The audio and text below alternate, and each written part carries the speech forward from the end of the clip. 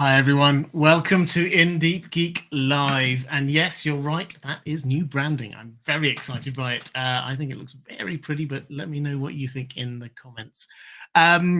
Today we are doing another live stream, working our way through the history of Westeros. We've worked our way all the way from the Dawn Age. We've made our way past last time we were looking at the Dance of the Dragons, and now we are up to what I suppose we should probably call the second Targaryen Civil War, really, because that's what it is. So it's the Blackfyre Rebellions. There were technically 5 of them, but they were all pretty much over the same issue.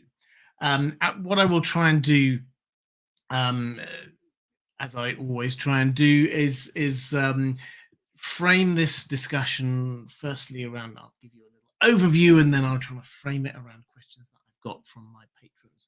But as always, at the beginning of these live streams, I try to give you a little bit of a flavor of what's going on in the big wide world of fantasy and science fiction.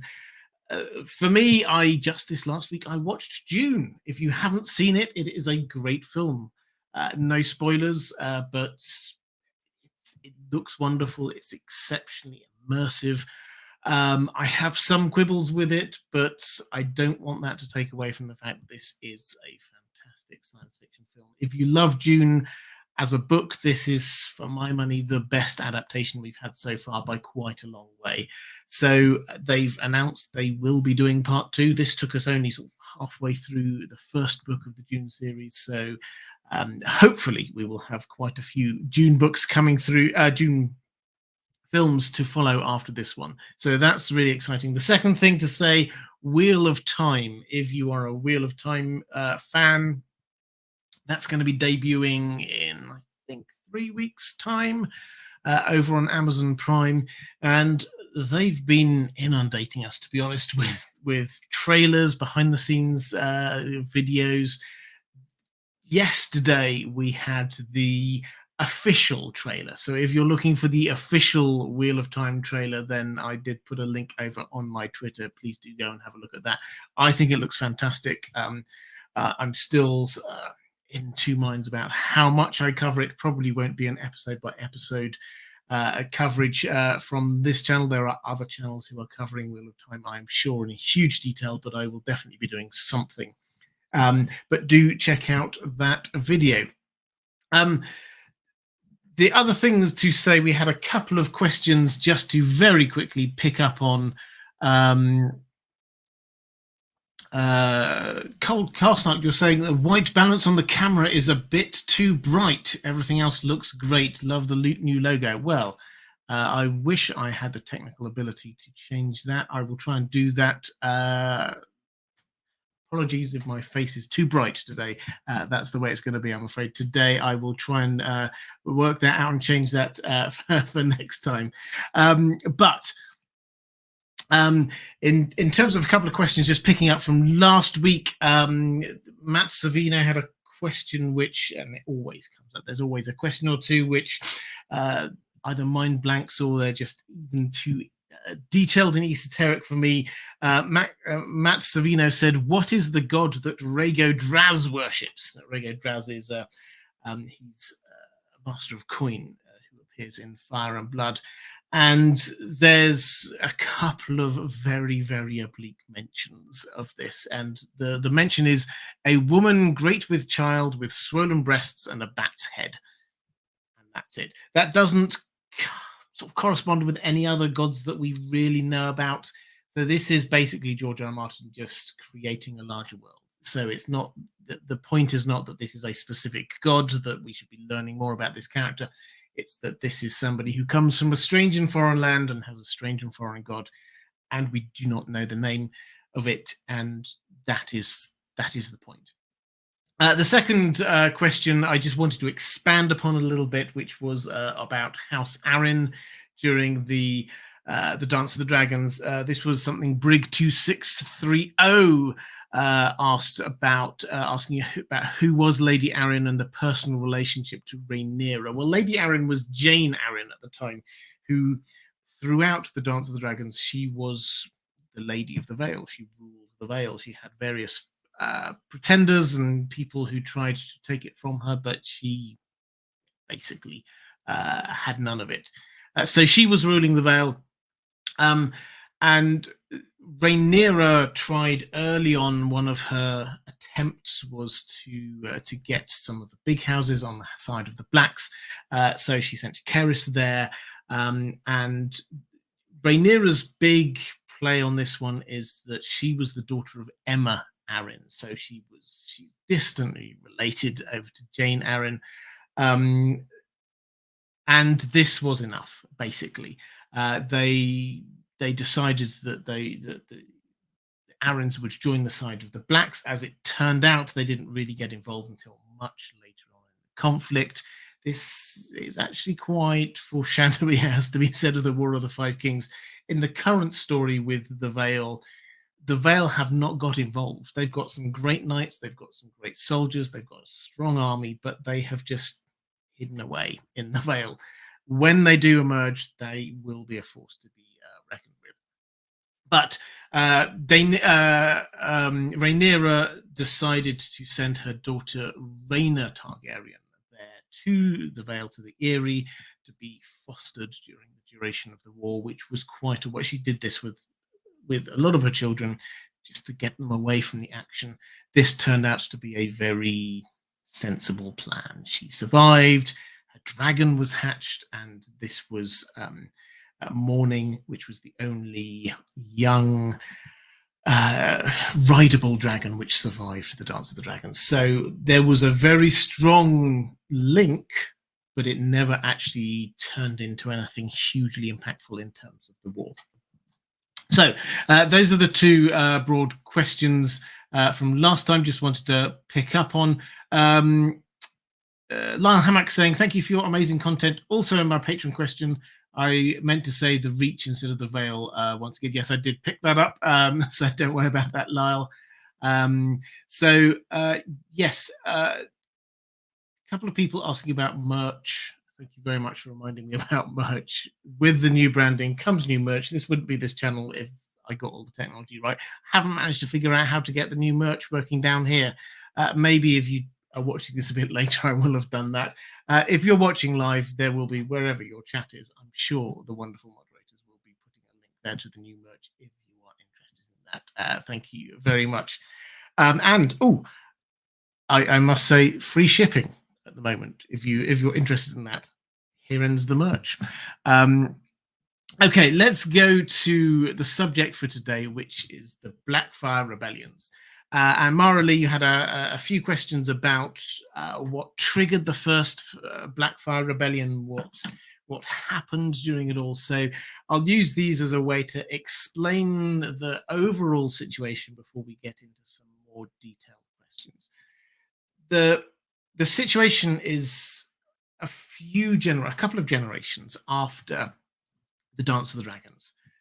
The dragons are now dead. The dragons are gone. House Targaryen is still ruling and is still indisputably the strongest house in the Seven Kingdoms.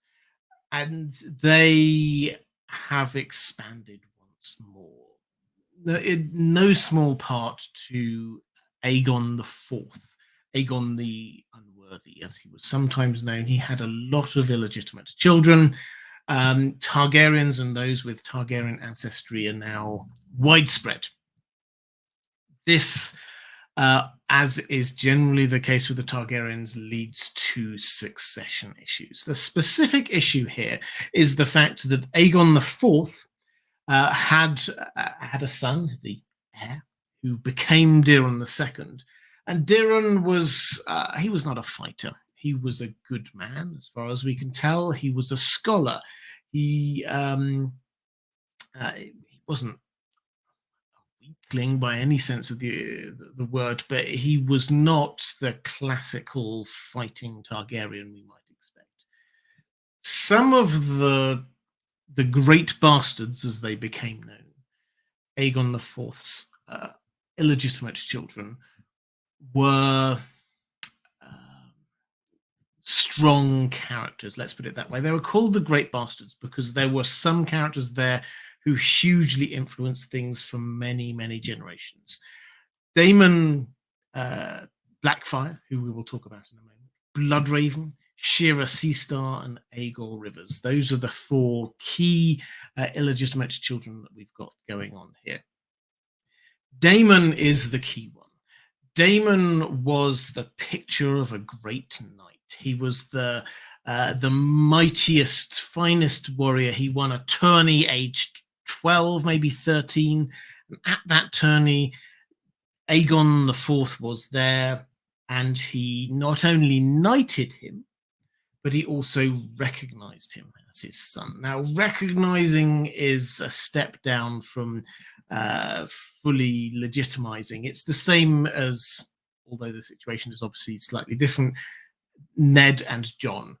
Ned has told everyone, this is my son. He has recognized him as his son, but he has not legitimized him. Jon is not part of the succession for House Stark. This is the same situation as happened initially with Daemon. Aegon IV recognized him and said, this is my son.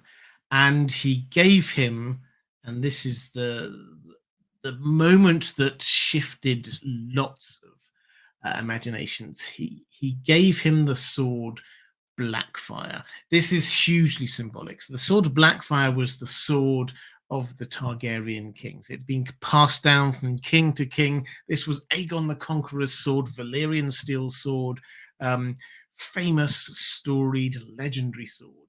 And Aegon gave it to his illegitimate son, Daemon. Daemon took the surname Blackfyre. This is how important he saw it. He took the surname Blackfyre. The name of the sword was now his surname.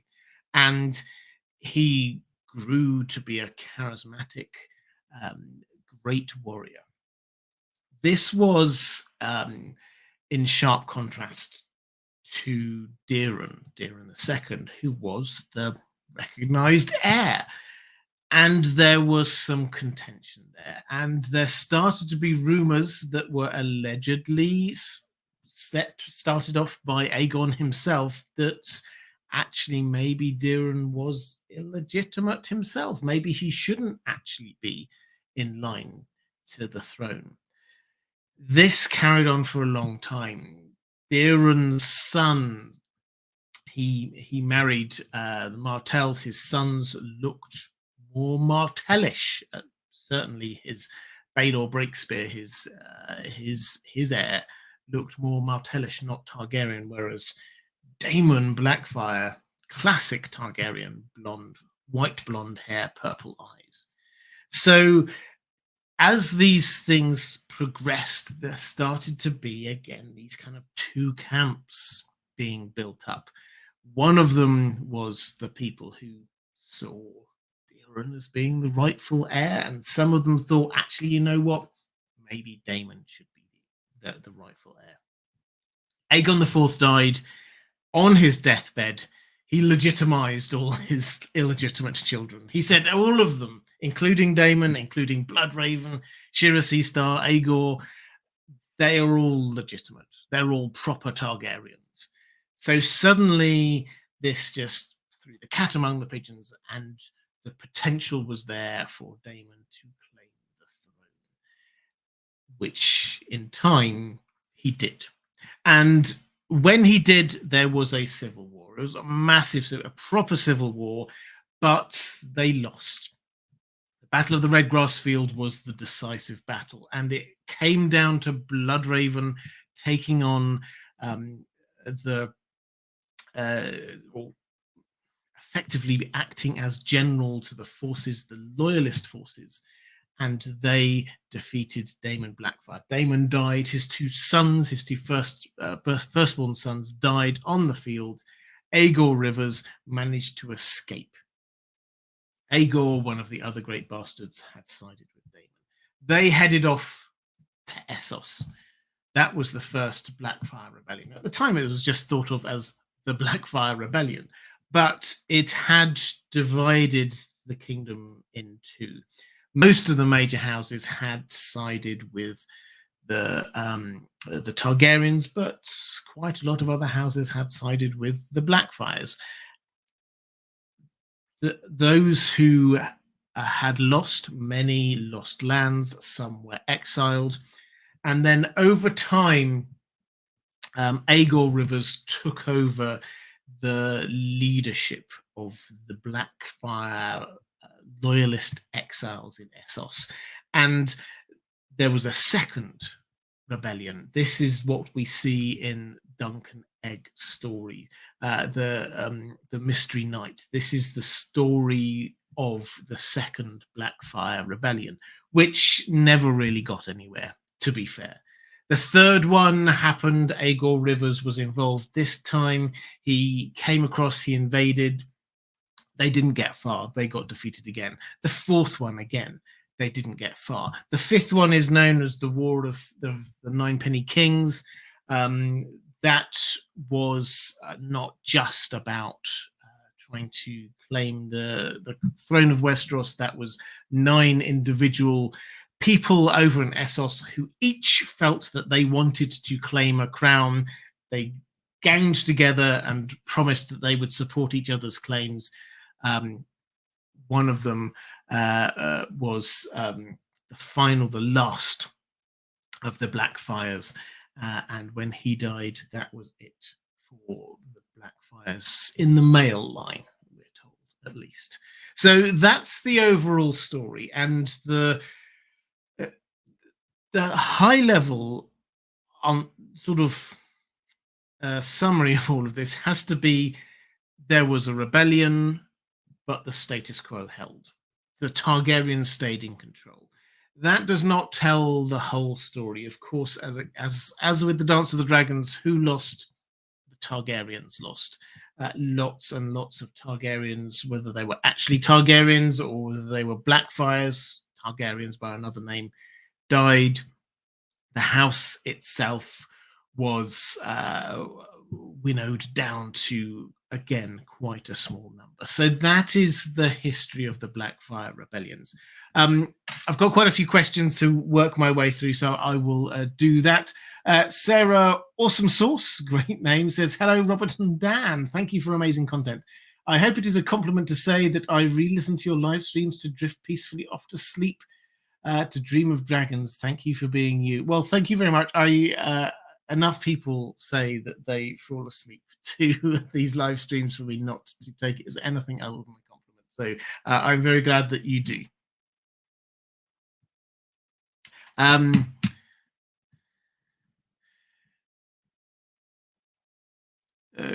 Andrew K saying typically the Blackfyre supporters were those formerly more powerful bitter houses like the Ironwoods, Peaks, and Brackens, etc. Yes, that's absolutely true. So I won't give a full breakdown. You can get the full breakdown if you want of who were the main supporters, but you will find that the line was the houses that you hear a lot of in Fire and Blood, but not a lot of in A Song of Ice and Fire. Those are the houses who often supported the Blackfyres.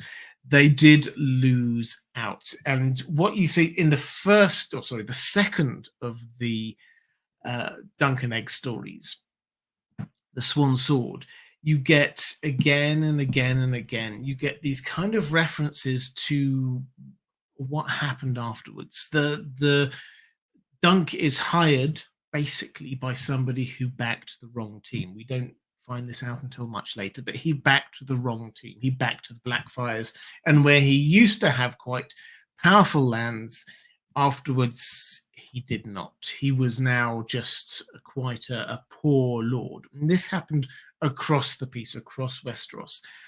So if there are houses that you heard a lot about early on and then not so much later on, then there's a fair chance that they were on the wrong side in the Blackfyre Rebellion.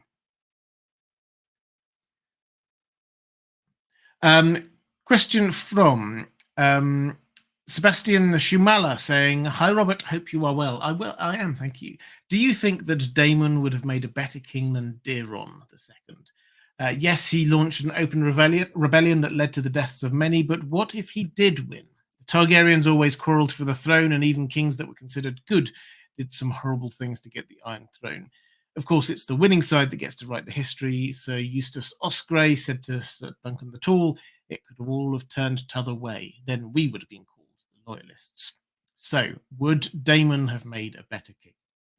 Well, this is, as you say, a classic what if kind of story. We do not know whether he would have made a better king. All we can do is look at Daeron II and say, did he make a good king?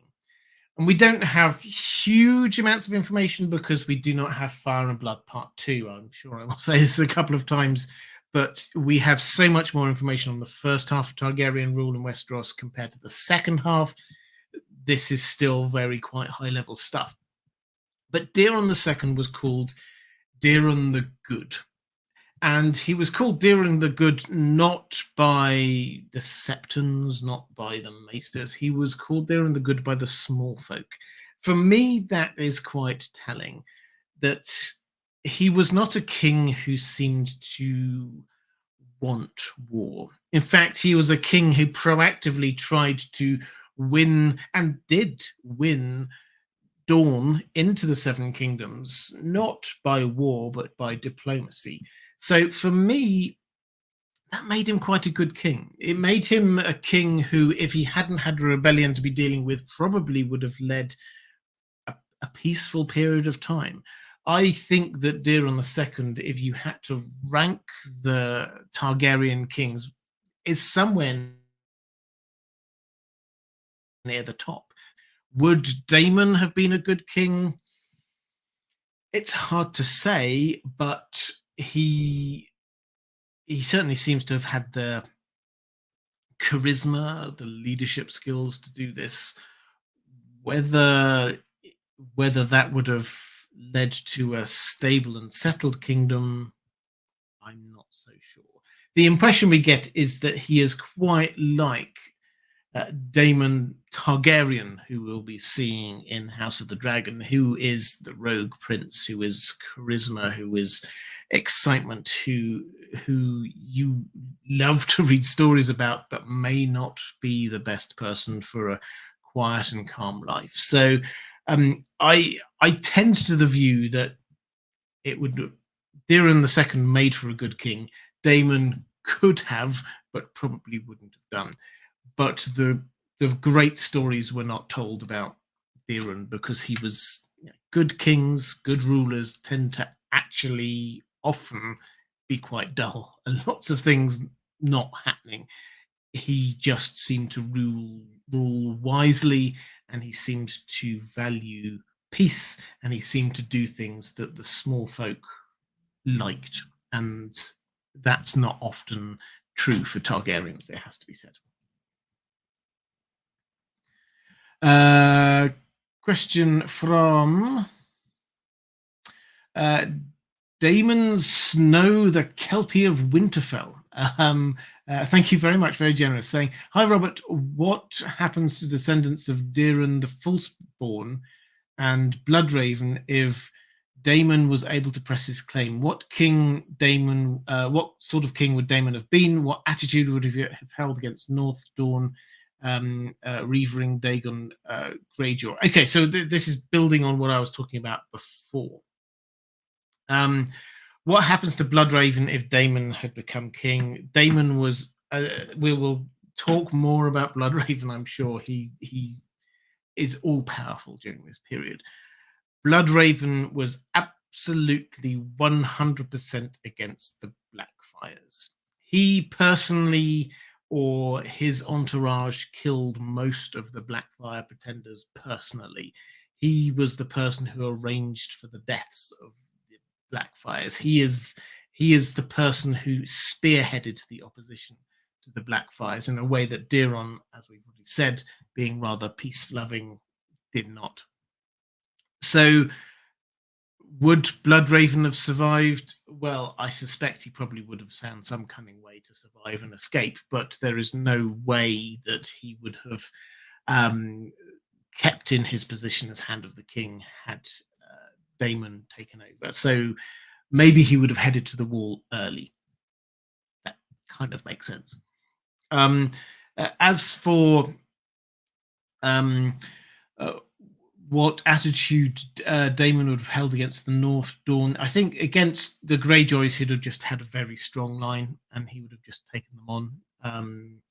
The Greyjoys all the way through the and early. I was going to say all the way through the Targaryen reign, but even earlier than that, they just wanted to live the life that they felt was how they culturally expressed themselves, reaving and raiding, pillaging along the west coast of Westeros. Would Daemon Blackfyre have had any of that? No, he wouldn't have allowed that. He would have come down on it very hard. So that's where he would have been there. Would he have adopted a position of marriage and diplomacy towards Dawn? Almost certainly not. Dawn would not have come into the Seven Kingdoms. We would have had continued fighting, I suspect, against them. A lot of the tensions that built up before the Blackfyre Rebellion were about the Dornish links and how much power the Dornish were seen to be having as Daeron was increasingly pushing his pro-Dornish, as they would see it, his pro-Dornish agenda. So Dawn would not have joined. In fact, there would almost certainly have been war with Dawn. The North, I don't think we've got much information to suggest that he would do anything other than what pretty much every Targaryen did, which was ignore the North and just let it go on with its own thing. J. Kelsey 55 saying, does Daemon ever explicitly say Daeron is a bastard? Well, again, this is one of those things where we don't have the detail. We don't have Fire and Blood Part 2, so we haven't got the exact words that anyone said. He's certainly built off of it. I don't think we have an example of him from the little that we have explicitly saying this person is a bastard, therefore I claim it on the grounds that that person is a bastard. He claimed it on the grounds that his father gave him the sword of the kings of Westeros and then legitimized him, which sounds like his father wanted him to be king. So that was the grounds upon which he put forward his claim, rather not this guy over here is illegitimate. So he might not have specifically said that, but those around him were very happy for that rumor to carry on circulating. It's the fact that he looked like a Targaryen, Daeron did not so much, made a huge difference. This was he was playing for the Targaryen feel. Targaryens should rule. I look like a Targaryen. I've got the sword of the Targaryen kings. My dad legitimized me, therefore I should be the next Targaryen king. Question from Roman Lukovets saying, if Fagon turns out to be a Blackfyre, how do you think John Connington will react? Could he outright kill Aegon himself? I've got a question on Fagon as a whole later, but this one, in terms of if what if he turns out he isn't? I don't think that we will ever get categorical evidence that he is not who he says he is. I don't think we will ever get categorical evidence that he is a Blackfyre. I think we will get it very, very strongly implied. I think that Dany will come to her own conclusions on this, but I don't think we're ever. George R. R. Martin doesn't seem to work in absolutes and objectives in this. He will make it seem very clear he isn't. But if people wish to believe he is, John Connington has spent all of his rehabilitated life believing it, supporting it. So I think that he's not going to turn against him. And frankly, John Connington's got bigger problems with Grayscale. So I don't think that this is going to be a problem between the two of them.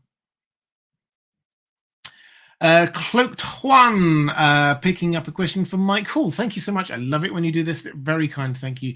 Saying, Sir Dunk plays a significant role in both the second and fourth Blackfyre rebellions. How might the third rebellion be depicted in future Dunk and Egg stories?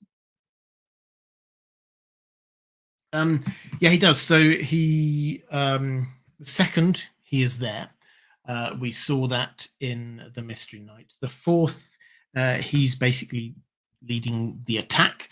And how might he be involved in the third? Well, we have a lot less information about the third. Um, but one of the things about Dunk is that he appears to be, and this is not just because George R. R. Martin wants to write a story and give us bits of history along the way. I mean, partly it is, but Dunk appears to be somebody who, and the only word I can use is catalyst. He appears to be a catalyst for what is going on in the wider story.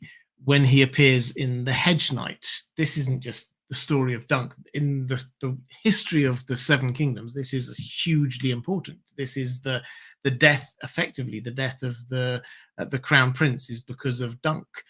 This changes everything. When we get to the Swan Sword, you'll find this feels like quite a small drama, but this also shifted things, and the characters who are involved there, Rohan Weber, goes on to marry into the Lannisters. That will turn out to be very important in time as well. And then the third Dunk and Egg story is basically Dunk stumbling across a massive plot, which is the second Blackfyre Rebellion. Where he is, what he does, seems to be some sort of a lodestone, a catalyst for things happening. And George R. R. Martin recognizes this. And if you see Bloodraven's reaction to Dunk in those stories, it's absolutely fascinating. Dunk remembers having seen Bloodraven when he was just a child in King's Landing, and Bloodraven, and he's just there. Bloodraven is riding through King's Landing, and Dunk is just a one amongst many in the crowd, and Bloodraven just like suddenly stares at him, turns and stares at him as he's riding past, as if he can see something going on there. And then when Bloodraven is effectively there in disguise in the third book, the Mystery Knight, and you hear him sort of saying, "Why are you here? What's going? This is feels almost too much like a coincidence that you're here," and you can almost feel him trying to work through. Are you a part of this? I don't think you're a part of this. Is this just coincidence? I don't think it's just coincidence.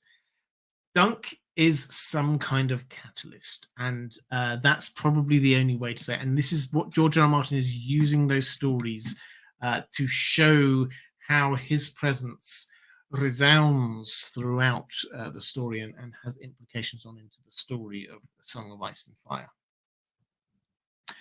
So how might the third rebellion? I think that it will probably have some link in with Dunk, because that's just how he is. He's probably going to be there in some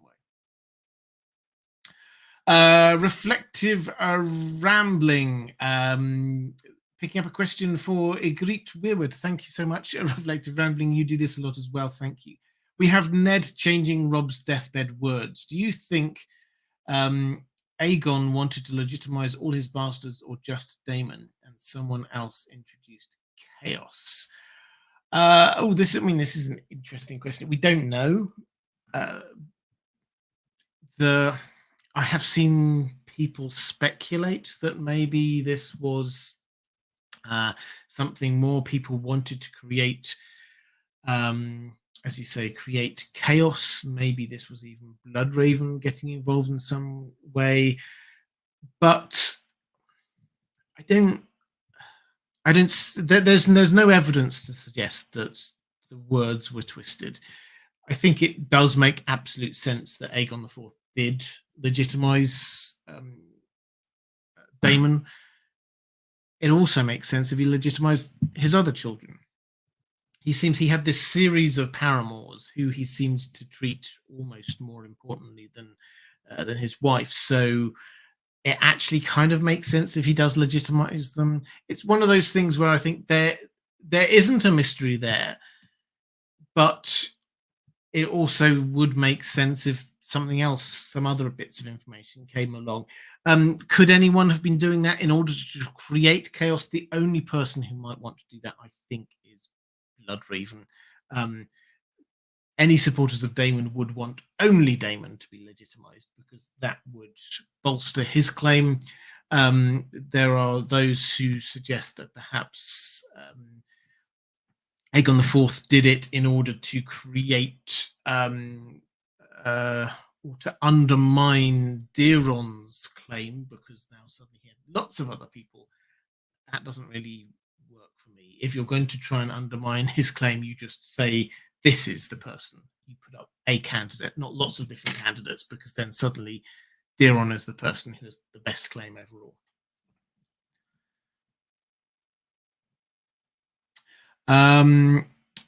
Question from Lauren Mintz saying, as we know, this unworthy king, Aegon IV, preferred Daemon over Daeron.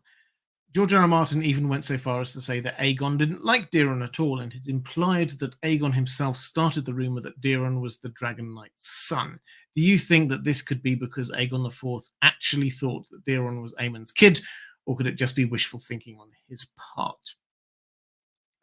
The way I interpret it, Aegon IV wanted to believe that Daeron, a bookish boy, was Aemon so that he could feel superior to his younger brother, who in reality was better than he was in every way.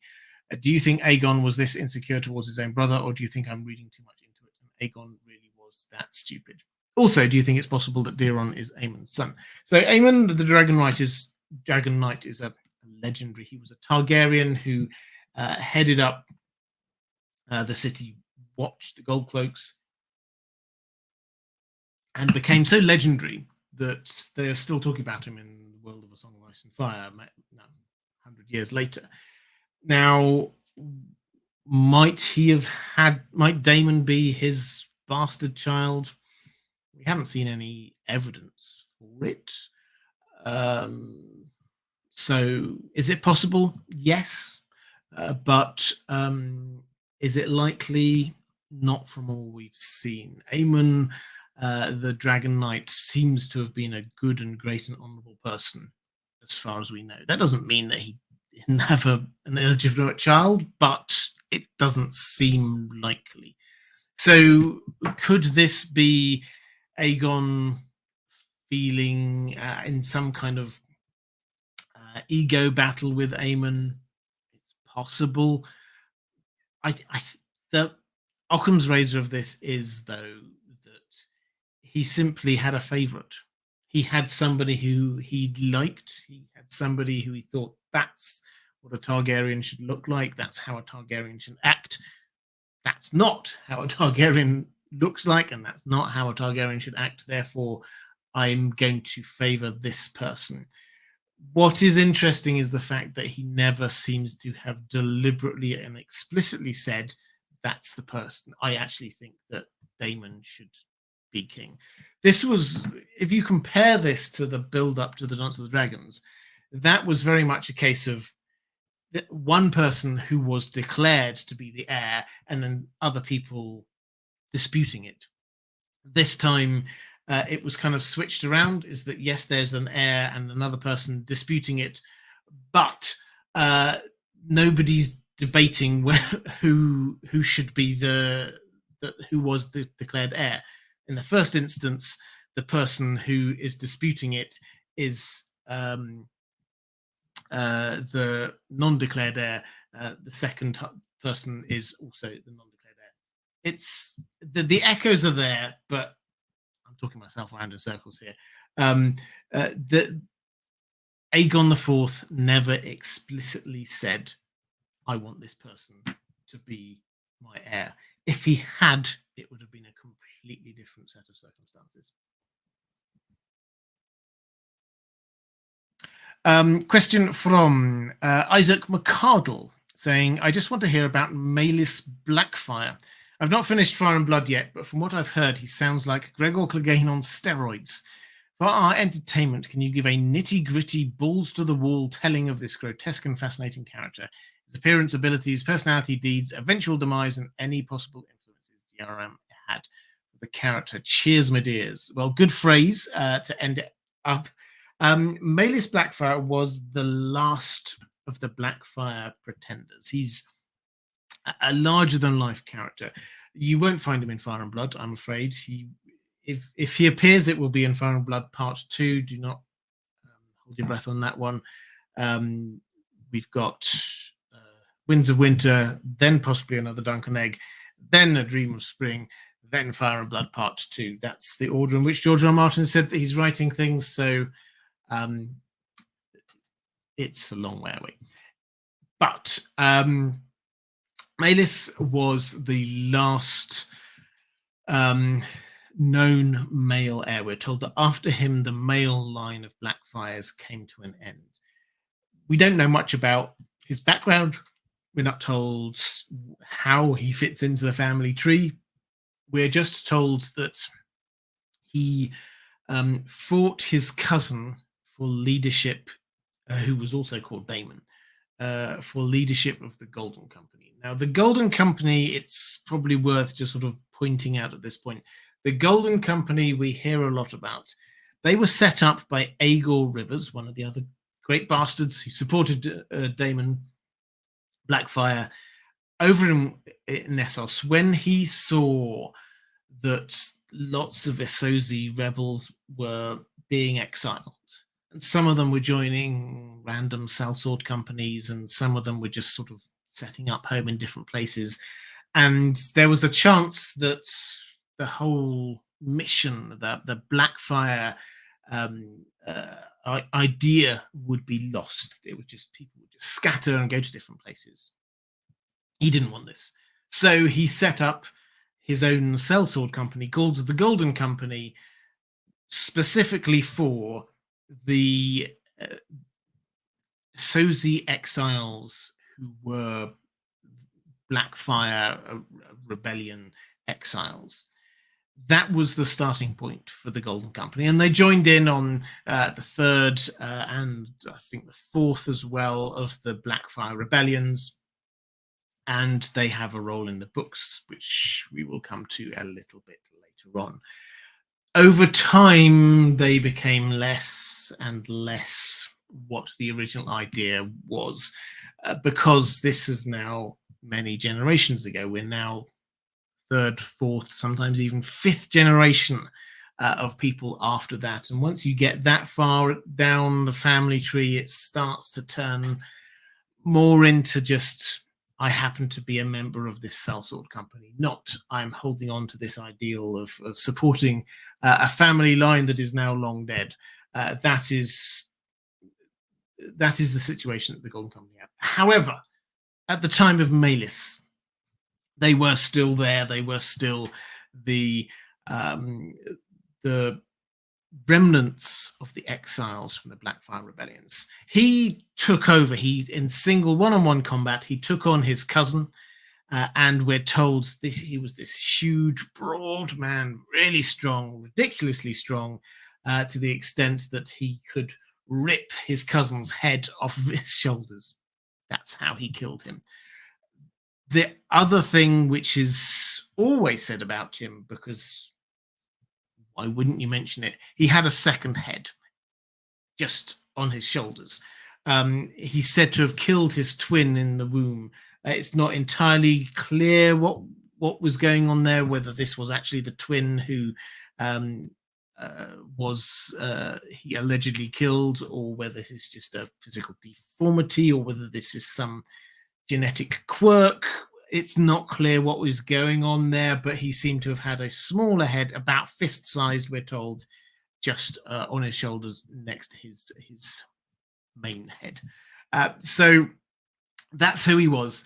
And then, because he was heading up the Golden Company, because he was the last in the line of the male heirs of Daemon Blackfyre, he wanted to claim the throne of Westeros. And this is where the War of the Ninepenny Kings comes from, because there were 9 of these men who all came together, and they agreed they each wanted to rule somewhere. They each had something that they wished to, some place they wanted to invade and be set in place as king or ruler.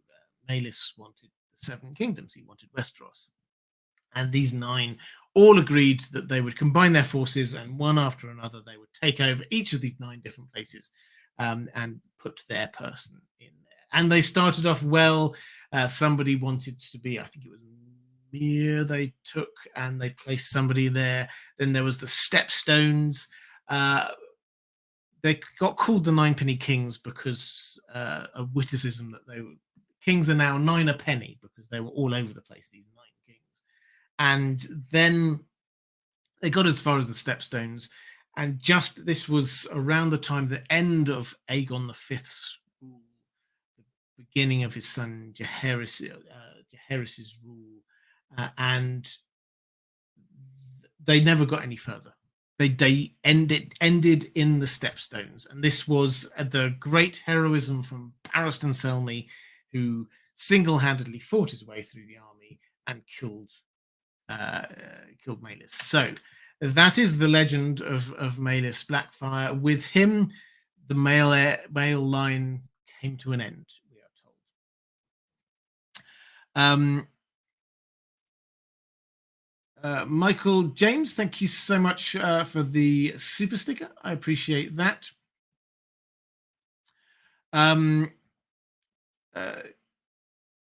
Tis herself saying the second head is what's known as a parasitic twin. For some reason, in uterine development is stopped by magic or genetics or both, mayhaps. Yep, so there we go. This is what seems to have been going. Joken Hagar, heading up the Golden Company. That was an unintentional pun. I do apologize. Thomas de Kirschmacher saying, can I talk about Fireball? I will. I've got a question about him coming up a little bit later. Diego Godoy saying, hello, hola, hola. In the second Duncan Egg story, The Sworn Sword, Sir Eustace Osgrey shows a great loyalty towards who he refers to as the King, which turns out to be Daemon Blackfyre, not Daemon II. He also tries to explain to Egg why he feels this way by saying Daemon was the better man. Do you think there are still such strong supporters to the Blackfyres in Westeros 100 years later? Well, it's an interesting question. This is what is the importance of the Blackfyres to the story that we have today. And I think although we'll get onto Fagon in a moment, because I think that is probably where the biggest part of this fits in. The short answer is no big families. There are some loyalists, but the male line has ended. Everyone thinks it's ended. Everyone is convinced that it's ended. So who is there now to rally to? Who is there now to support to? You may think that they were the rightful rulers, but they're gone now. So there is nobody to rally to. So the great houses are not there to support the Blackfyres because the Blackfyres have, simply put, gone. Added to which the strongest supporters were killed or exiled. There were 5 attempts at this. It was very easy to weed out who was actually supporting them after 5 goes. So almost everybody had raised their head above the parapet if they were supporting the Blackfyres. There are some. Jaime, noticeably in one of the last books, when he's heading through the Riverlands, he comes across an abandoned keep and discovers a hidden Blackfyre tapestry, and it's like, oh, so they were secret Blackfyre supporters then. So there are some, but by no means is this a significant amount of people.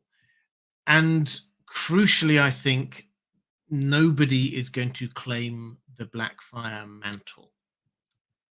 Fagon, many of us think that he may well be a Blackfyre, but he is never going to claim to be a Blackfyre. He is going to claim, as he does, that he is a true Targaryen. So there are no people out there who are actively supporting, no houses out there who are actively supporting the Blackfyres, with the exception of the Fagon plot, Illyrio Varys.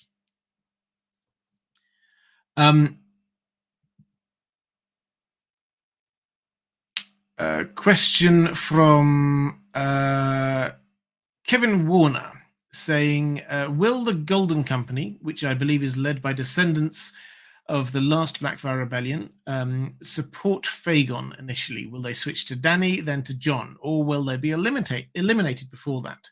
Don't they have some cool blood oath pact with the Targaryens or something? Something to do with why they've never broken a contract. But just wanted to say thanks for the great work. Well, thank you very much. So let's talk about the Golden Company. The Golden Company, as I said, they were set up as effectively the standing army for the Blackfyre Rebellion, waiting for the next rebellion to happen. That was their mission.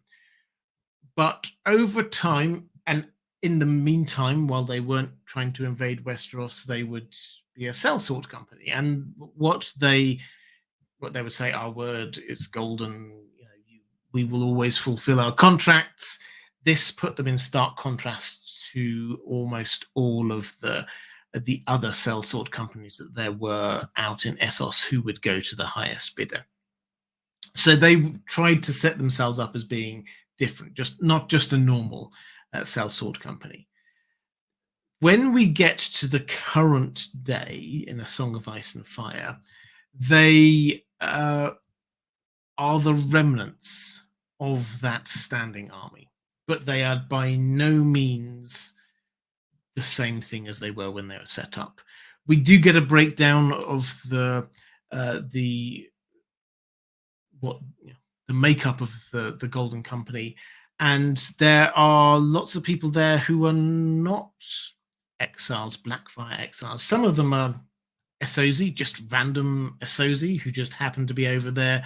So John Connington for a while was a member of the Golden Company. He wasn't a Blackfyre, he was just exiled. So he was there for a while. They've got 50 Summer Islander, I think, archers. They are not specifically just recruiting people who are Blackfyre sympathizers. Similarly, the people who are there descended from the original Blackfyre sympathizers. This is third, fourth generation gone. All of these people grew up in Essos. Their parents grew up in Essos. Their grandparents grew up in Essos. Yes, they may think of themselves as being culturally Westerosi, but they don't have a particular tie on a personal level to the Blackfyre cause. That said, they do, and Illyrio sort of mutters about that some contracts are written in blood, not gold. And this is what he's saying, is that this is the point of the Blackfyres. This is about what their raison d'etre is. And they break, in A Song of Ice and Fire, they break a contract for the first time in their history because they're about to attack Westeros. They're going to, firstly, they think they're going to go and meet up with Daenerys. Then they do meet up with Fagon, and then they head over to Westeros. And the fact that they have broken a contract reaches the ears of people as far over in King's Landing. Cersei talks about it. The fact that the Golden Company have broken a contract, this is big news. So what we can draw from all of this, and I think that the important line to tease out here is that, yes, these are people who consider themselves to be Westerosi in exile, but they do not think that the Blackfyre line is still there. They do not each on a personal level have a personal affiliation to the Blackfyres. They are, Ariane Martell, I think, puts it quite tellingly. She says they're seeking a home. That's really what they're about. They want to go back to Westeros because they view that as their homeland, which it is. That's where they came from. They were exiled from there. They want to go back, and they think they found a way of doing that. So that is what is going on with them. They do have historical ties to the Blackfyres, but they're not being recruited as Blackfyre sympathizers. J. Kelsey 55 saying, would you rather get the Winds of Winter or the completed Dunk and Egg saga? Oh, don't do that to me. I mean, it's got to be the Winds of Winter. I love Dunk and Egg, but no, that's not fair. Andrew K giving me the exact quote: "Some contracts are written with ink, others with blood."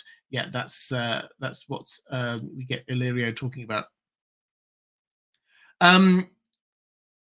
Question from uh, Seltz saying, "Thank you for all you and your moderators do, which gives me the perfect opportunity." Glasses off, because this is important. Moderators, thank you. Thank you so much for all that you do. You do fantastic work. Just moderating the chat. Thank you. If you are watching this live, if you are in the live chat, please just throw the moderators a little bit of love, because they do amazing work. Thank you. Question from Selt saying, "Do you think that Fire and Blood Part 2 will have its core material focused primarily on the Blackfyre Rebellions, similar to the ways Fire and Blood Part 1 was primarily focused on the Dance of the Dragons?" Okay, so first of all, I said it before, I'll say it again because I think it's worth saying. I take with a pinch of salt us getting Fire and Blood Part 2. I'm not one of those people who doubts whether the Winds of Winter's going to come, or even A Dream of Spring. I wish George R. R. Martin all the health and the time that he needs in order to finish off the story. But realistically, he's got to finish off the Winds of Winter. He's got to finish off A Dream of Spring, and then do a few more Duncan eggs. And you know what he's like; he'll get distracted by something else. After he's done all that, then it's going to be Fire and Blood Part 2. This is a long way away before we get Fire and Blood Part 2. So that said, if we get it, will it be focused on the Blackfyre Rebellions? Well, to a degree. Fire and Blood Part 1 was, you could say it was focused on Dance of the Dragons, and that was a large part of it, but it was not the majority of the story. It was not all of the story. We had Aegon's invasion. We had all of the time leading up to that. Jaehaerys had a huge amount of time, as you would expect, given to him. Yes, the Dance of the Dragons is there and took center stage, but it's not just a book about the Dance of the Dragons. Similarly, the Fire and Blood Part 2 will not be a book just about Blackfyre Rebellions. I imagine, again, that this probably will take center stage. This is clearly an area of history that George R. R. Martin loves writing about. This is why he's doing Duncan Egg. He thinks this is fantastic, or fascinating, the characters he's got there. And for characters who died a long time ago, they are some excellent characters that we know really well already. So yes, I do not doubt that he will focus a lot of time and energy on that. But there are some really important other things going on. He would definitely focus some time on the end of the dragons. The Dance of the Dragons did not kill all of the dragons. There were 4 live dragons at the end of it. How did those last 4 dragons die? That is a very important matter. Then we will have the next sort of chunk of time, which has got people like Baelor the Blessed, which will be a fascinating little interlude. Yes, I suspect the Blackfyre Rebellions, because they did take place over decades, let's not forget, that will take up a large part of the story. But then we also have Robert's Rebellion. Perhaps he's going to give us a bit more of a beefed up version about what happened to Robert's Rebellion as well. It's almost as if you could put 4 tent poles very, very broadly into the history of the Targaryens. You get the invasion, then you get the Dance of the Dragons, then you get the Blackfyre Rebellions, and then you get Robert's Rebellion at the end. And then the rest of it is maybe not peaceful, but there are fewer seismic shifts during those times. Seltz also asking, pertaining to the Tales of Duncan Egg, do you think George R. R. Martin will release the last tale, Summerhall, and what exactly happened there, before or after his last A Song of Ice and Fire book, A Dream of Spring? The reason I ask is that with Jon Snow being Rhaegar's son and potentially defeating the Whites or others, and will feed into the Salt and Smoke prophecy of Azor Ahai that may tie into Rhaegar's birth at Summerhall. Okay, so there's a lot in that one. In terms of Rhaegar's birth at Summerhall, which is beyond the scope of the Blackfyre Rebellions, obviously, but the birth at his birth at Summerhall, there was obviously this huge conflagration, a massive fire at Summerhall. He was born there. He came to believe, as did Maester Aemon, incidentally, that he may well be the prince that was promised because of the salt and the smoke, the small salt from the tears and the smoke from the fire. That led him to think that he may well be the prince that was promised. John also has salt and smoke. Dany also has salt and smoke. There are lots of people who have salt and smoke that you could possibly argue has some kind of claim to be Azor Ahai reborn. As for the timings, this is interesting because George R. R. Martin has deliberately, very deliberately, he knows that he did it. He's not told us what happened at Summerhall. In the World of Ice and Fire, if you've not read it, the section on Summerhall, this is a hugely important moment in the Targaryen household because Aegon V, Egg, dies, as does Duncan the Tall, as does Egg's oldest son. This is where Rhaegar was born.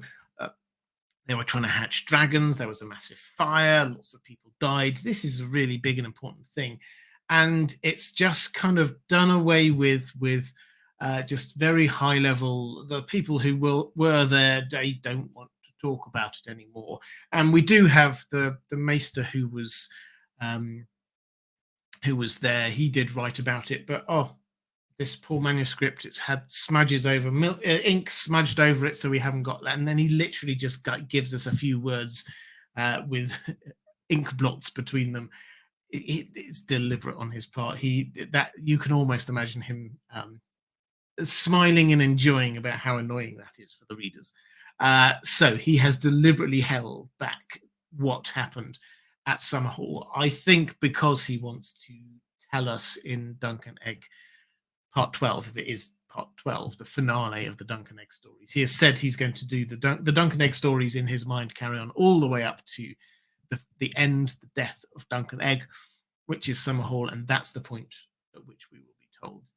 Fire and Blood Part 2, I don't think will tell us much more than we get in the World of Ice and Fire, and I think that he will definitely give us A Dream of Spring before he gives us the finale of Duncan Egg. I don't think it's that important to the story of exactly what happened.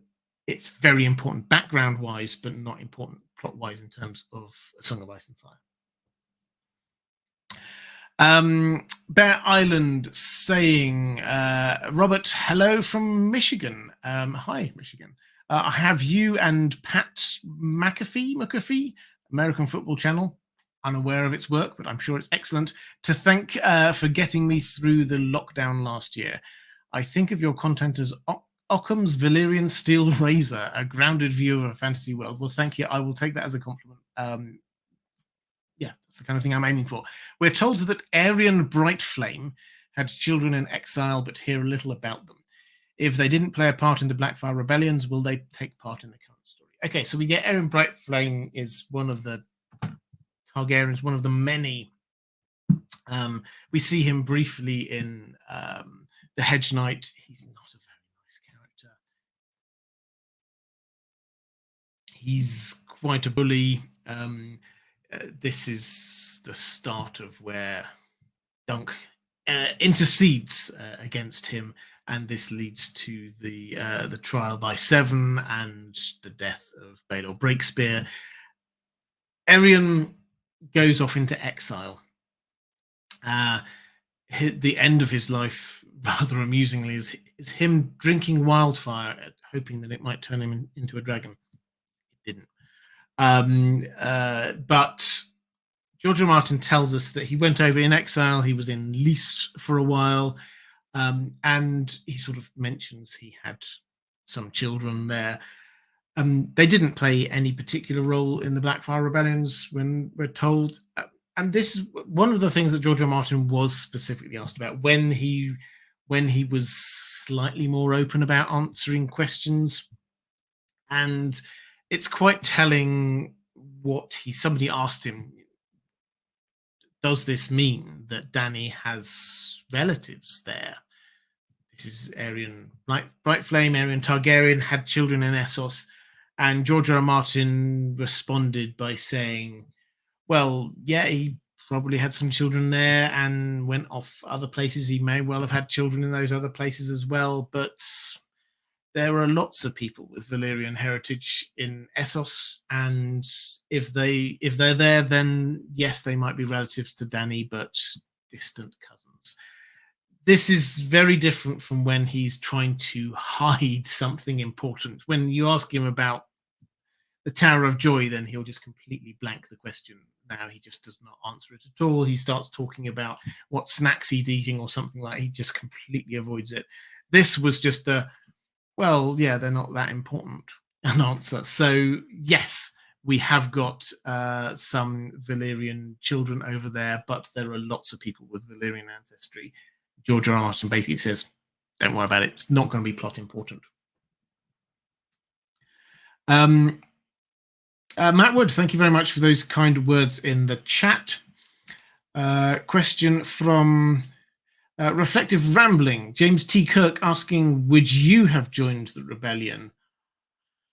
Well, I mean, I suppose it depends. I mean, no is the short answer. I think no. I'm not by default a rebellion person, particularly for somebody who's claimed. Well, but I'll turn this into a did he have a fair claim question. He was never named as the heir. Aegon may have given him the sword Blackfyre, may have made him a part of the family, but he never explicitly said, this is because I think that you should be ruling the kingdom. He may have thought that. In fact, he probably did think that, but he never actually stepped up to say it.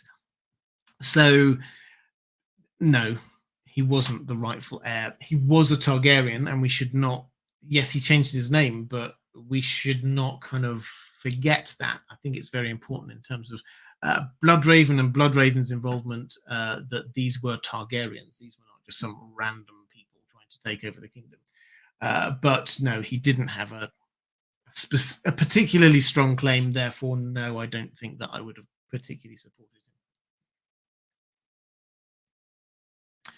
him.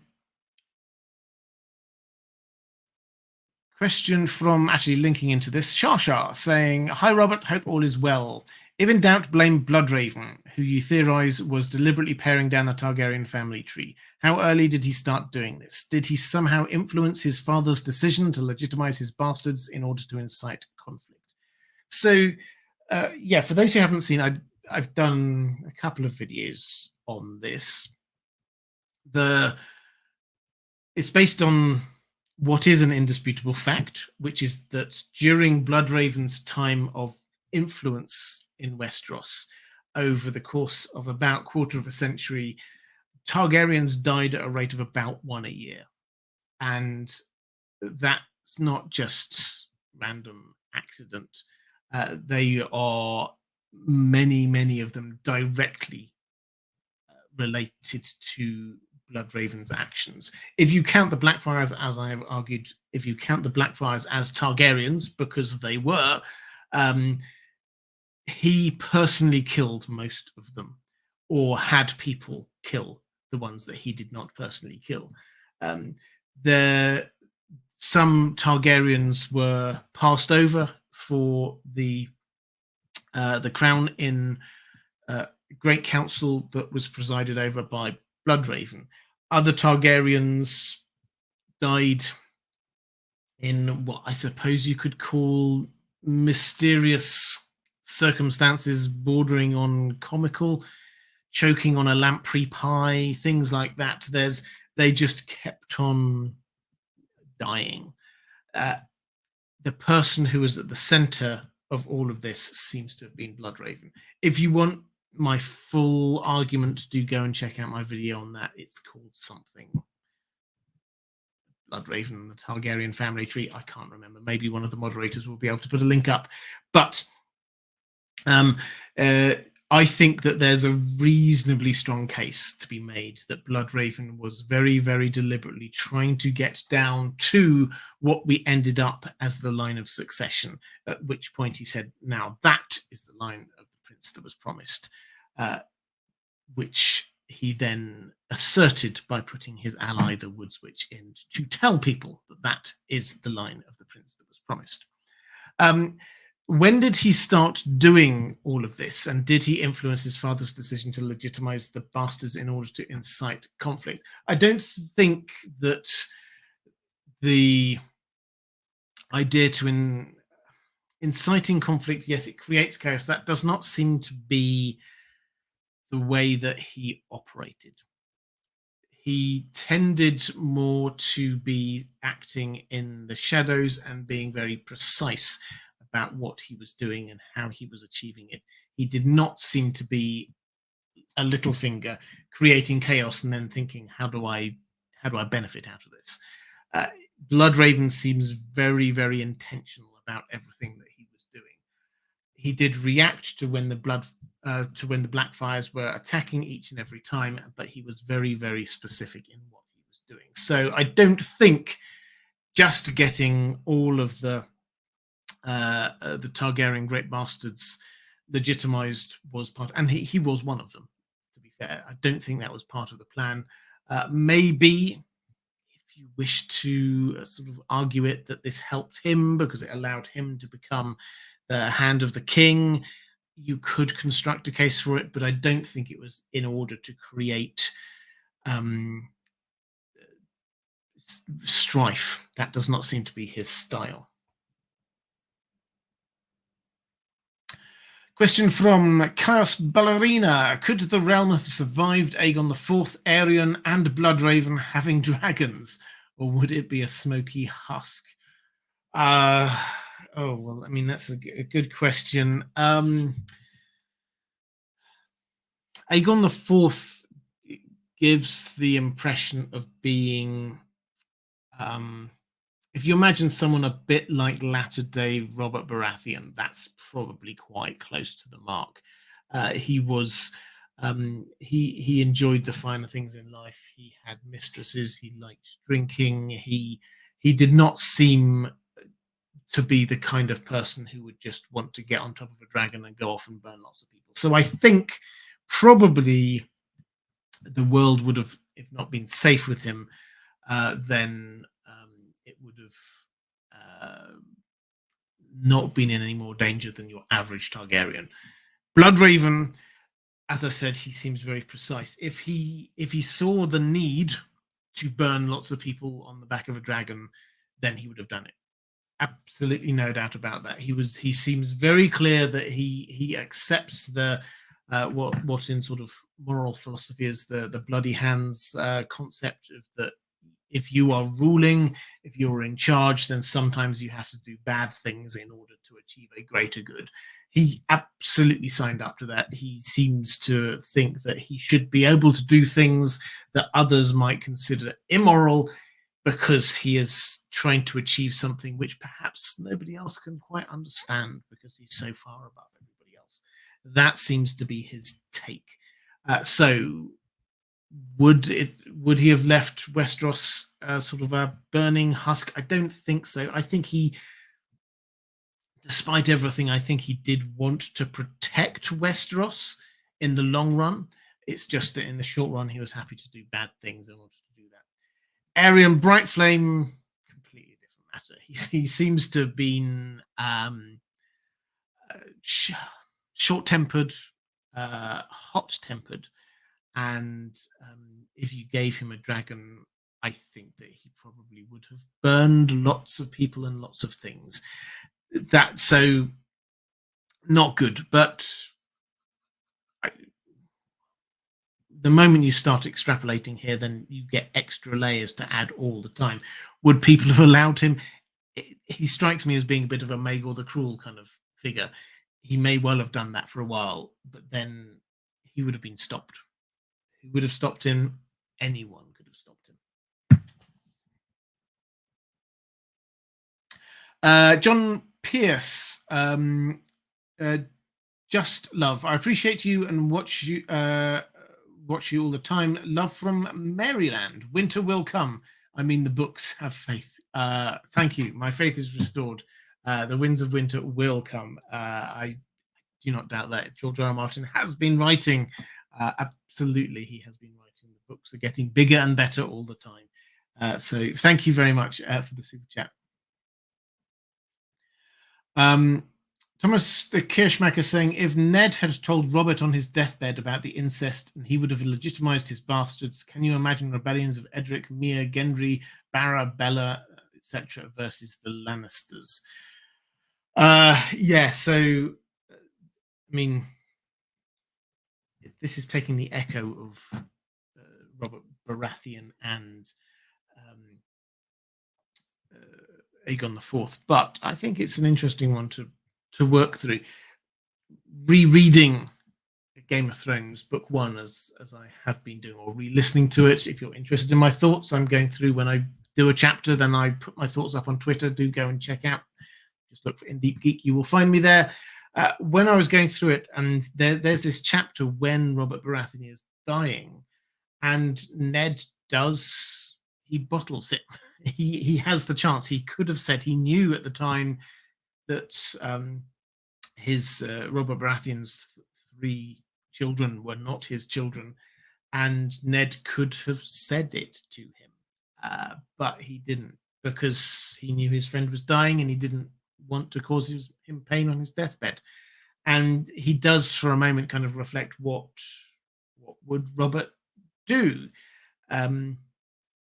He would still have died, but yeah, he would have absolutely rained down fury on people. And would he have legitimized his other children? Well, I don't know whether he would have gone that far. I think of those who were there, I think the most intriguing one is Edric Storm, because you get Barra's just a baby. You get Mia Stone, who, yes, she's an interesting character. Seems really a great character when we do get to meet her at the Eyrie, but she doesn't seem to be there as a sort of a leader of people. Gendry obviously has a huge role to play, but he is just a trainee blacksmith. Edric Storm, however, has been specifically recognized by Robert Baratheon previously. And this is a thing that, as I said, that there are a couple of different levels. You can recognize your illegitimate child, and you can then legitimize them. If he recognized, and he did recognize him, which meant that he got raised at Storm's End and effectively as a courtier, so he could take on that kind of leadership role. He was brought into the councils there, so he could have had some role. If Robert Baratheon had legitimized him, he would have been a figurehead, but realistically, it would have been Stannis still. Stannis would have still thought that he was the rightful king. Would his sense of duty have said, well, he had to get behind Edric Storm, perhaps, but it would have been the Baratheons getting behind it rather than anything else. Hussein Nasser saying, have you done a video on Kristen Cole? No, I haven't yet. So just so you're aware, what I'm thinking of in terms of the Song of Ice and Fire videos over the course of the next few months, we're building up towards House of the Dragon filming update. They're still filming, probably in the last few weeks of filming now. We're just sort of hearing, I think they're still in Spain. I think they've got maybe somewhere over in California for another couple of weeks after that, but they're quite close to finishing up. Then there will be post-production. We don't know how long that will take, but it's looking like earliest is spring next year, probably summer next year.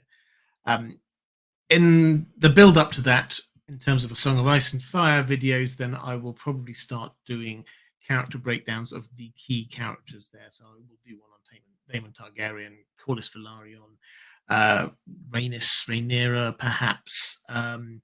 Kristen Cole would also be a fascinating one. Do let me know if there are any characters in particular you would like me to do studies on. I did a few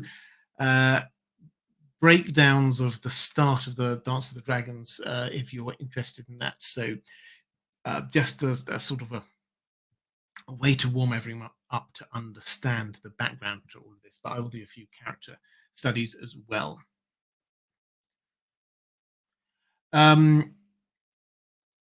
Question from Shashar saying the Blackfyre Rebellions were obviously post-dragons. We know, however, that the eggs are still around. Even the tradition of putting one in the cradle of a Targaryen baby seems to still have held sway. Now the Targaryens probably tried to wake them at Summerhall, which is just within the time frame. Do we have any evidence of other such attempts on either side? Do we know what happened to the eggs stolen by the dwarf troop? No. So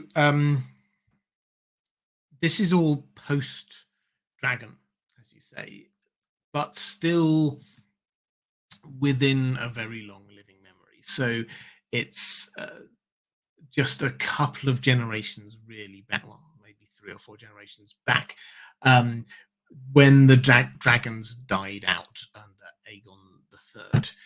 So there's still this kind of hope there among the Targaryens that maybe they just didn't quite get it right. Maybe there's some trick that they could learn to get the dragon eggs to hatch. There's no real hope that that's going to happen. The maesters are very clear, the dragons aren't going to come back. But there seems to be, you feel it in the Duncan Egg stories, there seems to be this feeling that maybe that there's a chance. As you say, they had this habit. We hear that Egg had an egg put into his cradle at birth. This was something they'd done for quite some time. The idea being that would allow you to bond with the dragon that comes from that egg.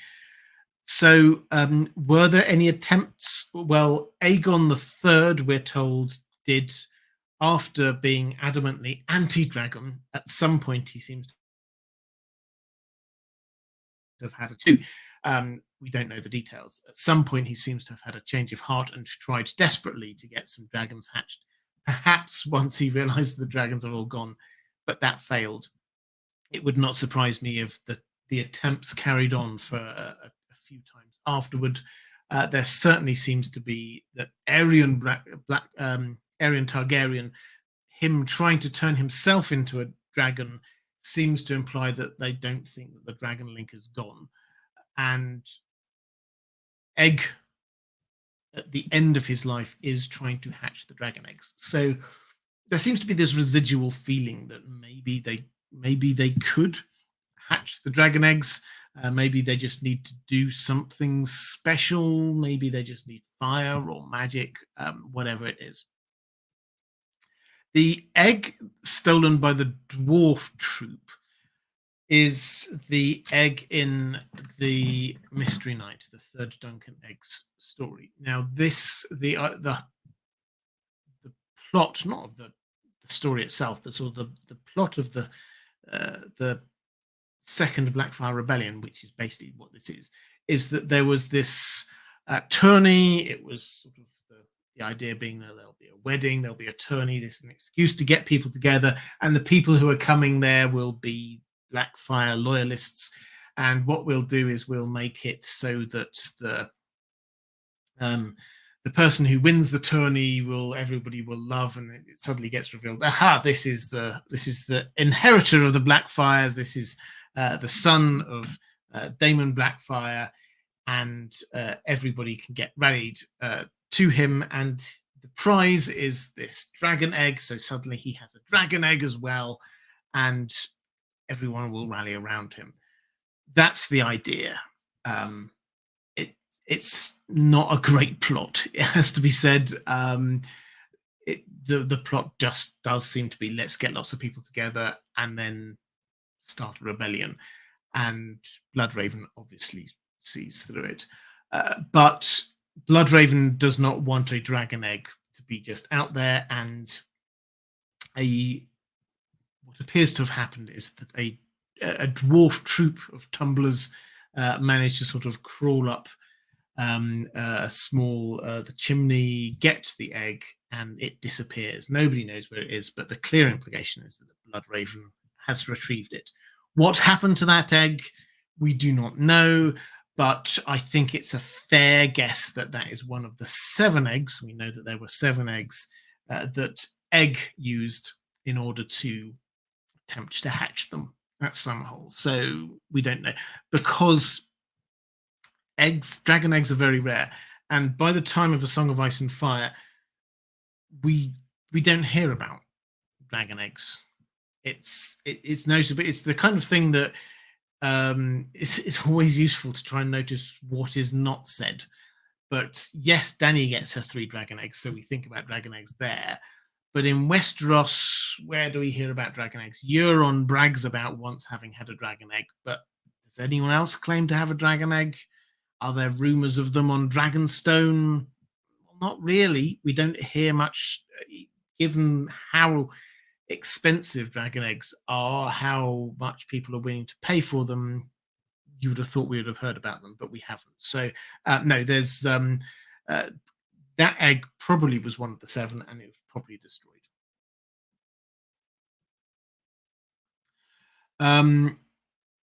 Question from Sebastian Holden saying, "Hi, I always thought Jon could have had Rhaegar's eyes, but retained all his other features.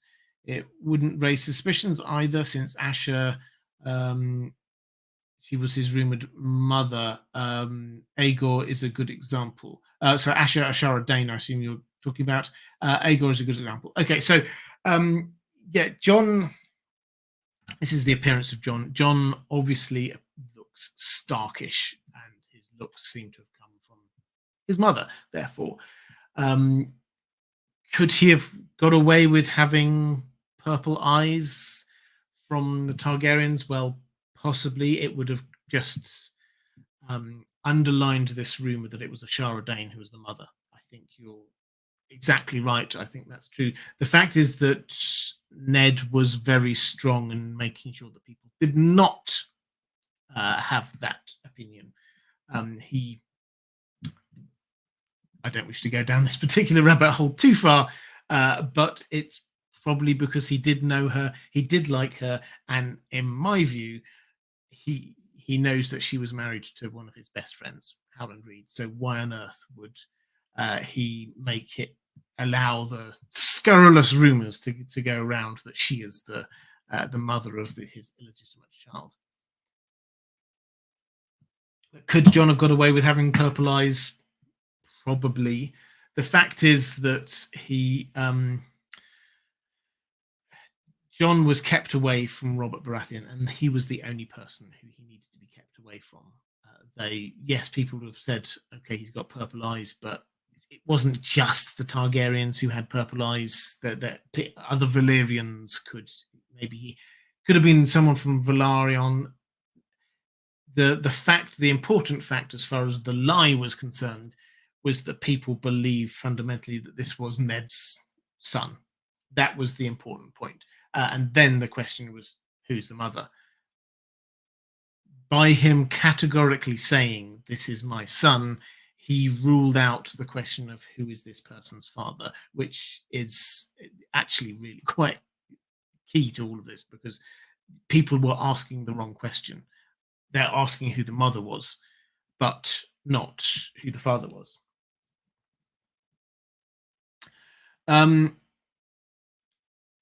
Question from final question from Shasha saying, Fagon is suspected to be a Blackfyre. Do we know where his line split from the main one? Might he alternatively be a descendant of Sarah? Now, Sarah here is the daughter of Jaehaerys and Alicent, who goes off to Lys and lives a life of, depending on your perspective, sin and debauchery, or happy debauchery. So she definitely doesn't seem to want to come home anyway. So she stays there, probably has children, probably as with the children of Aryan Targaryen that we're talking about, there are lots of, particularly in Lys, there are lots of people with Valyrian heritage, so they just kind of get lost there amongst all of the people. So I don't think that there's anything important going on there. Where, in my mind, and I do have a question about Fagon more broadly in just one moment from one of my patrons, but where might he have come from the family tree? Well, we're not told exactly, because actually our information about the Blackfyre family tree peters out relatively quickly. But we're told very specifically by Illyrio, who knows who this person is. Let's not forget. We're told very specifically that the Blackfyre line has ended in the male line. He's very clear on that, not the female line. The clear implication is the female line carried on. And what that means is one of the daughters had a son somewhere along the line. Now, in terms of sort of inheritance law, the Targaryens, as we've noted, tend not to go through the female line. They tend to go through the male line. So this would affect that, but it wouldn't affect the genetic inheritance in any way. So exactly which female Blackfyre this is, we do not know. But certainly Daemon himself had, I think, 3 daughters. We don't really hear much about them afterwards, and certainly we hear about the cousins being Maelys and Daemon at the bottom of the family tree. It clearly implies that we're not told how that fits into the rest of the family tree, but clearly implies that there are more people. They will each have had mothers as well, which is one of the most obvious things I think I've ever said. Mondo Man Devout saying, unfortunately, I'm at the library and have to keep my volume down, so I can only sometimes make out what Robert is saying. Well, I'm sorry about that. Headphones as a suggestion, but thank you. Oh, yeah, actually, you've answered this one already. Yeah, I had some headphones, but the left earbud went dead, so I had to toss them. Well, I'm very sorry about that. I'll try to speak up for you. Zakalok saying, hi, Robert. Thank you for these live streams. How do you think the Blackfyre Rebellion geopolitically shaped the current Westeros? Which were the most important shifts in power, and which houses suffered the most, or on the contrary, got the most out of it? So how it geopolitically shaped the current Westeros. And actually, I'll link this in with a question from Ariel Winchester saying, which of the Blackfyre Rebellions do you think had the biggest impact on Westeros? So it shaped in a few different ways. The big point we have to take away from this, I think, is that ultimately the Seven Kingdoms remained intact, and the main Targaryen line remained intact. So at a very high level, this is a series of failed rebellions. But yes, obviously things changed.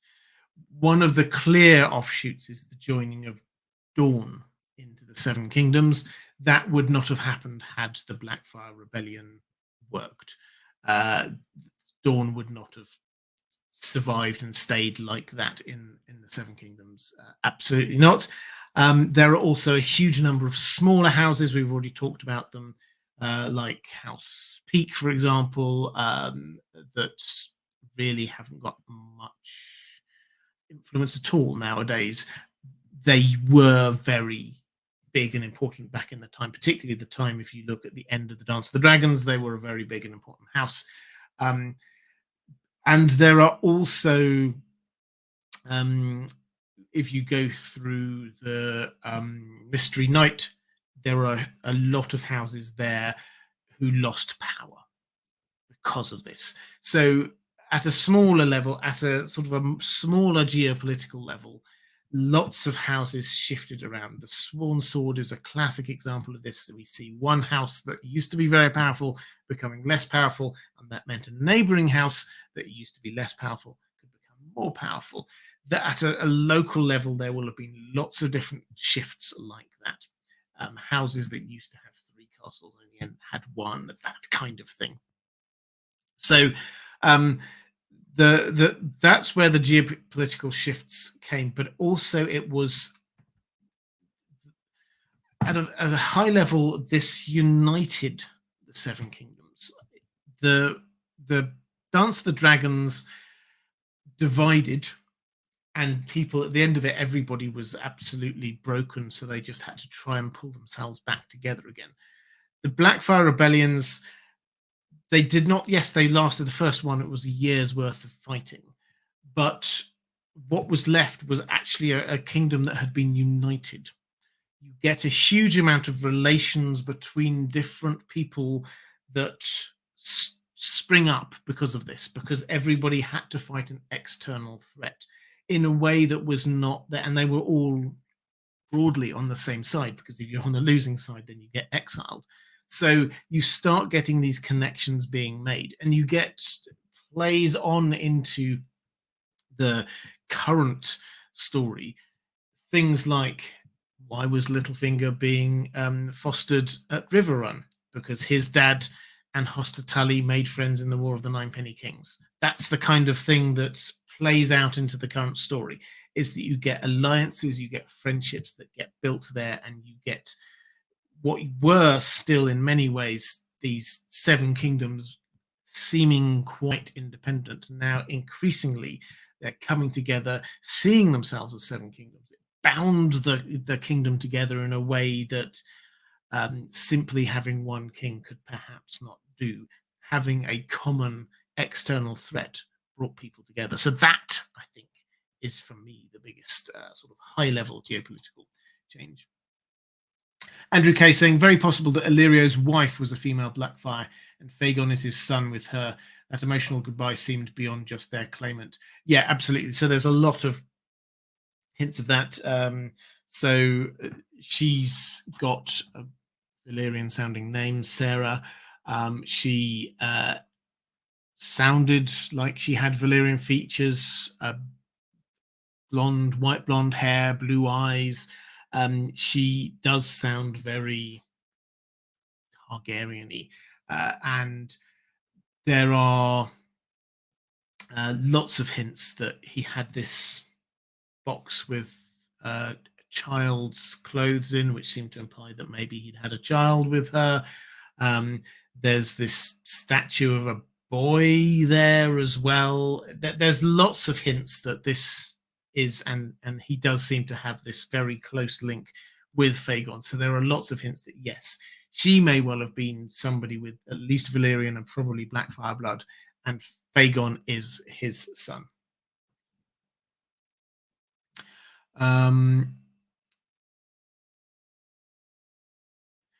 Miss Man Jones saying, going back to the rumor that started it all, do you think that Daeron is the child of Aegon the Unworthy or Aemond the Dragon Knight? In case I didn't answer it as clearly as I could earlier, we do not have the evidence to say categorically one way or the other. If I had to guess, probably he was Aegon's son, but in a way that's been echoed in across the stories. Just think of the Lannisters, for example. Just when you get a son that does not seem to fit what the father wants, then the father often wishes to disown the son. So that strikes me as where it is. But George R. R. Martin is not going to ever tell us categorically one way or the other.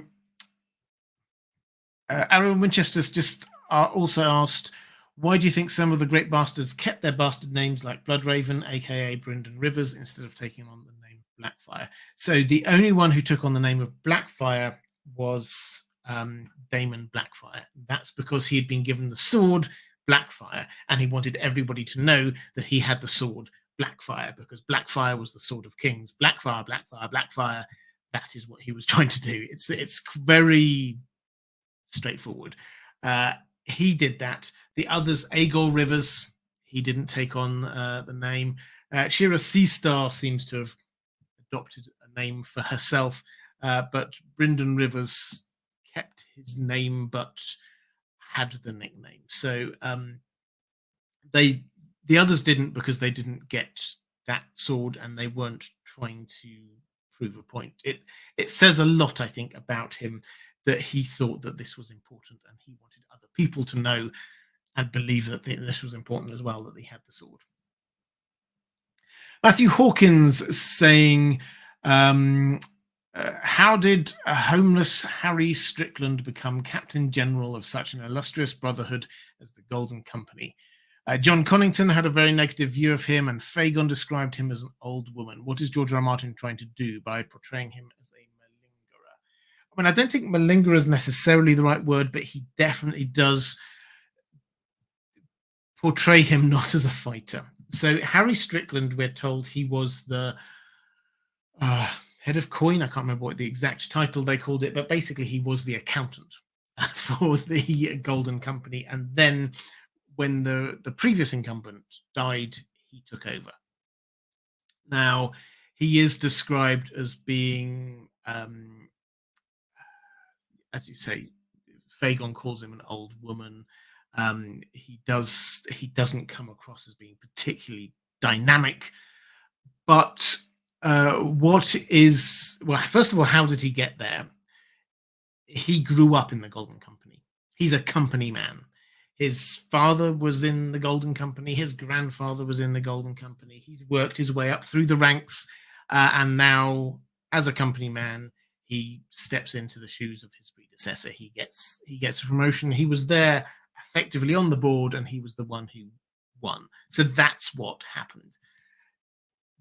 What is George R. R. Martin trying to show us? He is trying to show us, firstly, about, or almost entirely, I think, about the character of the Golden Company. This is no longer the Blackfyre Rebellion standing army. This is no longer people who are there specifically wanting to be supporting the Blackfyres. This is somebody who cares, is better at contracts than fighting. That's the idea. They are a sellsword company, and they are not what they once were. That said, all of the descriptions we have of them are of an extremely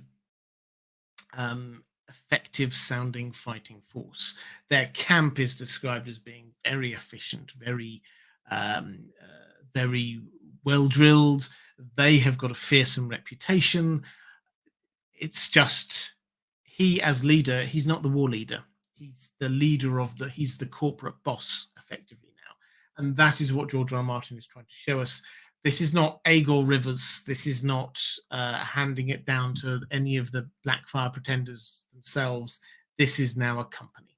And that's the point he's trying to be making through this, I personally think.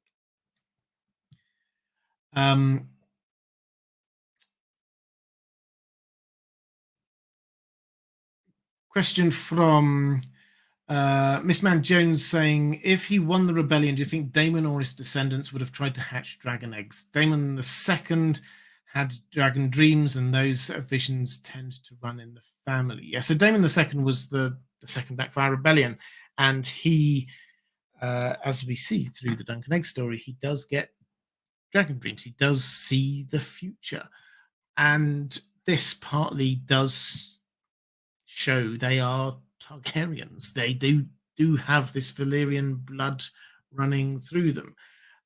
Would they have tried to hatch dragons? Probably. We don't know, but on the assumption that they would have tried to retain their Targaryen heritage, or if they call it Blackfyre, then their Valyrian Blackfyre heritage, then yes, probably they would still have had those not just dragon dreams, but dragon longings.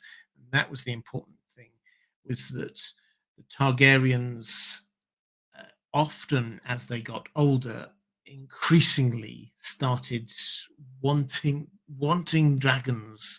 Aerion Bright Flame drank wildfire because he wanted to be a dragon. Aegon V set that huge fire because he wanted to hatch dragon eggs. Aerys was loving fire more and more as he got older. This is something that happened to a lot of Targaryens and would definitely have happened to the Blackfyres as well. Um, Alok 101 saying playing Skyrim and listening to Lord Robert love it. Well, playing Skyrim sounds like a fantastic way to spend your day. Question from Catherine Furseth saying, "Hi Robert, hope all is well. You can't talk about this time period without talking about Brynden Rivers, the infamous Bloodraven. In the story, he seems to have so many different roles to play, almost having several different lives to live. Born a Targaryen bastard, being legitimized, serving his house, ruling Westeros as Hand, fighting the war against the Blackfyre Rebellions, then being punished, exiled to the Wall, Lord Commander, then his third life beyond the Wall with the Weirwoods, and so on. Do you think that his extended story in 3 parts makes him stand out in the story of A Song of Ice and Fire? Does it single him out as more important as a whole?" Thank you. Well, it definitely makes him stand out because he is a fantastic character. I don't know whether George R. R. Martin deliberately wrote it as a kind of like a 3-act thing, perhaps, but his long life is a part of what makes him so important, because he, with just 2 or 3 other examples, is the person who straddles that entire period from the Blackfyre Rebellions and Summerhall right the way up to the story of A Song of Ice and Fire. Obviously, Maester Aemon's another one of those people. And he is another fascinating character. And George R. R. Martin is deliberately, I think, with Bloodraven, is deliberately trying to make him mysterious, but also a line that we can draw through all of this. We can see what he does early on. We can see where his actions from quite early in his life have an impact on the story. Through the Dunk and Egg stories, and then him going up to the Wall, we see them right at the very end. This is a thread, a deliberate thread running through it. Him and Aemon they're not yin and yang, but they are running parallel for a lot of this. They go up, don't think about this or hear about it all that much, but they go up to the Wall together. So they actually they're and they are at the Wall together for quite some time. So they are linked, the 2 of them. Aemon doesn't know everything that Bloodraven knows. Bloodraven probably doesn't know everything that Aemon knows, but they are kept there as this continuity through it all. Curse Ballerina, do you think the Dragon Dreams were about Dany? I don't know which Dragon Dreams you're talking about, but yeah, there are certain, if you're talking about the ones from Daemon Blackfyre, he had dreams about Dunk, and I think possibly about Dany as well. Or if not about her, then you could certainly interpret that as being an echo forward. Are there dragon dreams about Dany? I can't see yet. I mean, I can't off the top of my head think of any specific ones that we read about that are definitely about her. But I do have, I mean, it's probably as close as I get as to a tinfoil theory. Something that I love the idea of is that in the House of the Undying, Dany sees this vision of Rhaegar, and Rhaegar is there with Elia, and he's got his child, his newborn child, and we read that this is baby Aegon, and we read that he is asked by Elia, you know, what will you call him? And he's going to be Aegon, and are you going to write a song for him? Now he already has a song. His is a Song of Ice and Fire. And then he sort of says, there must be one more. And when we read this, there must be one more, he turns and he looks directly at Dany. And I like the idea that he looks there and has this vision of her. there at that particular time, as if a sort of portal were created in the House of the Undying, where she can see him, but he can also see her. And then he says there must be one more. And when he says there must be one more, he is thinking of the third, because the dragon must have three heads. He is naming his children deliberately to echo the three original Targaryens, the invading Targaryens. And the one more is Visenya. And if he has this vision, if he sees Dany and he thinks there must be one more, and he sees her as thinking this is Visenya. That is, as I say, it's the closest I get to tinfoil theories, because I don't think it's necessarily true, but I do really like the idea that is what was happening there. She could see him, but he could also see her. And that is, in a way, a dragon dream. Matthew Bacon saying, no question, Robert. I just love you, your mods, and your fans. One love, geekers. Well, thank you very much. And yes, thank you, moderators, and indeed everyone who is here.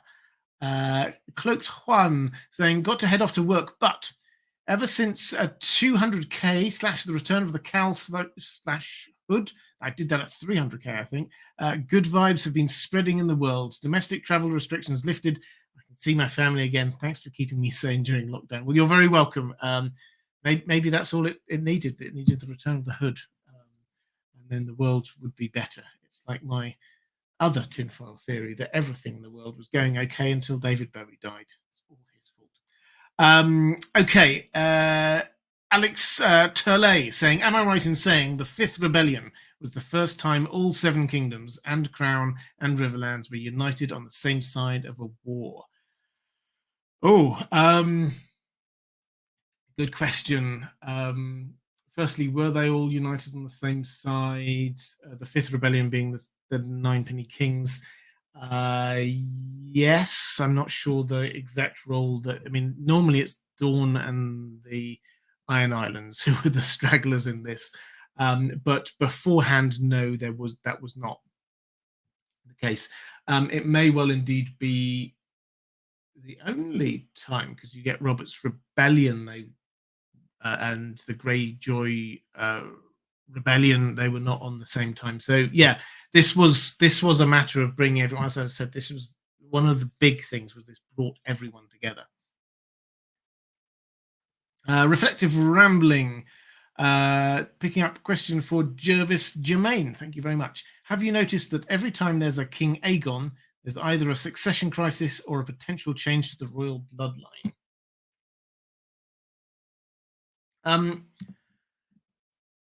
Yes, but I've also noticed that every generation of Targaryens, there's a succession crisis. This is not something unique to Aegon's. This is after Aegon the First, who was going to take over. We had the whole Maegor the Cruel issue, and then what about after him? There was a succession crisis, and Jaehaerys, we talk about him as being the great king, but effectively they grabbed power. He wasn't the named heir. The named heir was Aeria Targaryen. They grabbed power. After Jaehaerys, there was a great council succession crisis. Who's going to take over? Rhaenys was overlooked, and we get Viserys. Then obviously we have the Dance of the Dragons, which ended up with, a couple of Aegons taking over, and this carries on. It's not. I personally don't think this is an Aegon thing. There are lots of Aegons, and so yes, there are lots of succession crises around that. But it happens regardless of which Targaryen. It's quite literally every generation there is a succession crisis for the Targaryens.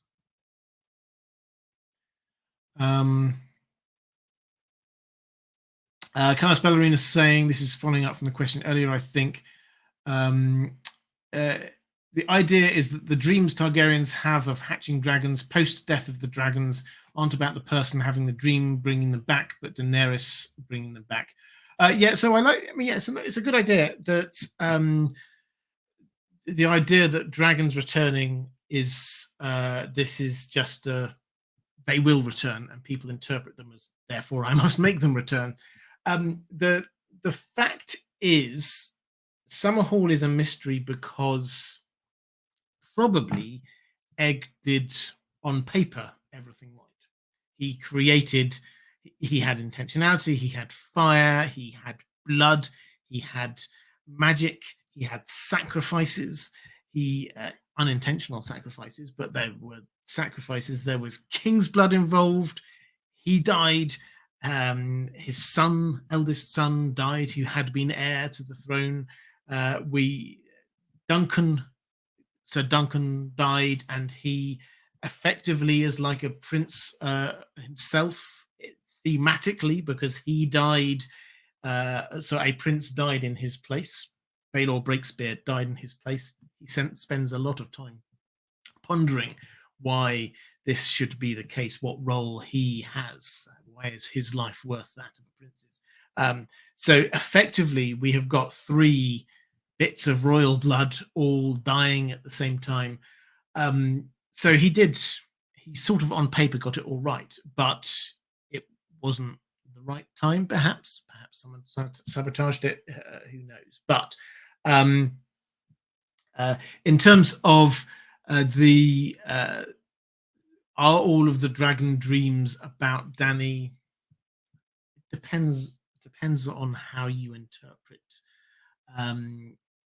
the destiny within the world of A Song of Ice and Fire, I guess. George R. R. Martin doesn't go down that route. He goes down the route of what matters is not the truth or not of what you see, but what you believe. It's what matters. It matters less what Melisandre sees in the flames and the truth of it. What matters more is what she believes. That's the thing that drives the action. So it may well be that this is, as you say, that these are dragon dreams are about Daenerys bringing the dragons back. But the important thing is that they are not interpreted as that. The important thing is that they are interpreted in different ways. Reflective rambling supporting my everything was good until Bowie died reasoning. I'm very pleased. It's slightly tongue-in-cheek, but I can remember thinking that at the time. Question from where did I get up to? Creative Branches saying, I hear a lot in the Song of Ice and Fire community about Fagon probably being fake. Beyond the prophecy from Quaithe, I didn't see hard enough evidence to convince me.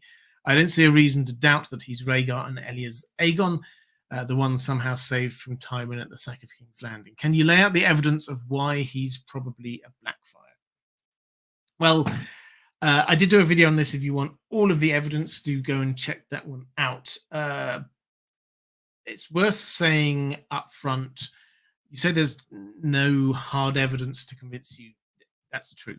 This is not a thing where we know this to be the case, nor is this something like R plus L equals J, where we don't know it, but given the preponderance of evidence we have in front of us, we can be 99.9% certain. It's not like those things, but the balance here suggests and has persuaded most people within the Song of Ice and Fire community that he is probably a Blackfyre pretender. Why?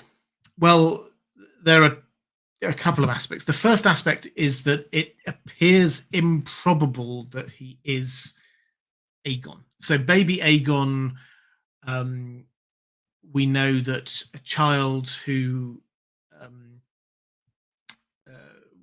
was killed at the time in baby Aegon's bedchamber. So this was, or with Elia, in fact. So we know that the people doing the murdering thought it was him. We know that there was nothing in that scenario which seems to have persuaded them that that was not the case. Yes, the face was bashed in, but you could presumably still tell the color of the hair, you could still tell the height, you could still tell whatever. This probably was. You would have to come up with an elaborate plot as to how this one person could have been saved, but the others couldn't. How Varys could have managed to whisk away the child, but not Elia, who was there in the same place. So you'd have to. Yes, it's possible. It's possible, but it seems quite unlikely. Added to which, when we do get to meet him, then Tyrion says, well, he looks about 15, maybe 16, and actually he probably should be a little bit older than that. But it's possible. It's possible, but just seems a bit unlikely. The other side of this is the evidence that we have got that he appears to be a Blackfyre. Now, this is not, as you say, this is not hard evidence. This is not, we don't have an eyewitness. We don't have anyone who definitely says this. He seems to believe that he's who he says he is. John Connington appears to believe who he says he is. But then you get these kind of, as we were talking a bit ago with Illyrio, the way he treats him seems to be implying that there's a more close familial bond than it would be just somebody who's a random person. Because if he were Aegon, Illyrio's not Westerosi. He doesn't come from the Seven Kingdoms. Why on earth would he put all of his time and money to support a complete stranger to claim a crown to a land that he doesn't know or really care about? That doesn't kind of add up. If this is linked in with his long lost wife and this is his son, this does make sense. So that kind of ties in. There's lots of symbolic language about Illyrio talks about a dragon is a dragon regardless of the color, whether it's black or red. We get symbolically, we get the dragon sign from the inn at the crossroads. It was a black sign, but then turns red with rust.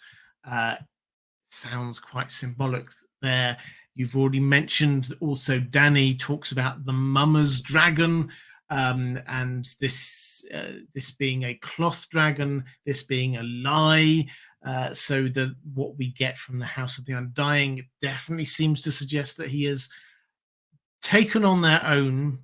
These things probably wouldn't add up to much, but when you add it all together, it kind of creates a picture. So am I 100% sure that he's a Blackfyre? No, I couldn't say that I'm 100% sure. I think that George R. Martin could very clearly write something in The Winds of Winter which shows us very strongly that he is who he claims to be. But at the moment, on the basis of the information we have, this seems the most likely, partly because it seems unlikely that Aegon could have survived, and partly because all of the kind of the symbolism that we're getting there, including with the Golden Company, including with the hints that we've got about a sword, which is probably Blackfyre, which he's probably going to be getting. All of this kind of symbolism does seem to imply that he's a Blackfyre. So that's the situation we're in. Not categorical, not 100%, but looking likely at the moment. Jewel Elson, thank you very much for the super sticker, just saying woot. Excellent. The question, actually just quickly flicking through the chat, a couple of people picking up on this. Reflective Rambling saying maybe he's thinking that Rhaegar does have the right bloodline claim rather than younger siblings, but this one he could have had a hand in molding. Andrew Case saying Varys could have had Rhaegar, which would have benefited the realm, but played the long game to keep the realm in chaos for Blackfyre Fagon. Yeah, all of these are good points. Carl Karsnark saying Fagon thinks he is who everyone has said he is, but he's just a fake, not a real Targ. Kind of sad. Things probably won't end well for him one way or another. So yeah, I think that this is one of those things where what we get from the House of the Undying very strongly suggests that Danny is going to, in some way, reveal the lie. And this, I mean, we shouldn't take too many hints from things that aren't on the TV show, still less things that were on the TV show. But the fact that he was removed from the TV show relatively early on, when they were still trying to stick to what George R.R. Martin had written, and George R.R. Martin was still very much on side, does seem to imply that they could have made a decision that he was not central to the end game. Therefore, he will be important in the books, but he's not going to be there for the finale, for the denouement. He's not going to be the person ending up on the Iron Throne. John Pierce saying, just love, dude. Thank you very much. Hugely appreciate that. Bruce the COVID poo saying there's a TV show, question mark. There was, yeah, check it out. It was quite good for a while.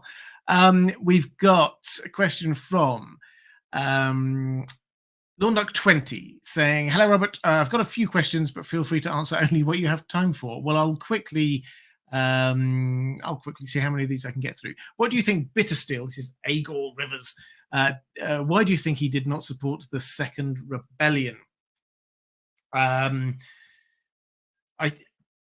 So Aegor Rivers, it's a really interesting question. So Aegor Rivers was the person who established the Golden Company. He's clearly there cultivating the Blackfyre Rebellion in exile. He's clearly wanting the Blackfyres to come back in and attack.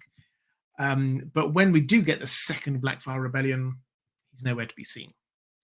We get the heir of Daemon Blackfyre II, who is there and central and involved, but Aegor Rivers, for whatever reason, isn't involved. Why not? Well, we're not told, but my take is Aegor Rivers seems to be quite clever, and he seems to have realized that there is no plan yet, and what planning there has been, it doesn't appear to be that good, and Bloodraven will probably figure it out. And at the moment, they're outnumbered, and there's limited chance of success. I think that Aegor Rivers simply didn't think this was going to work, and he was right.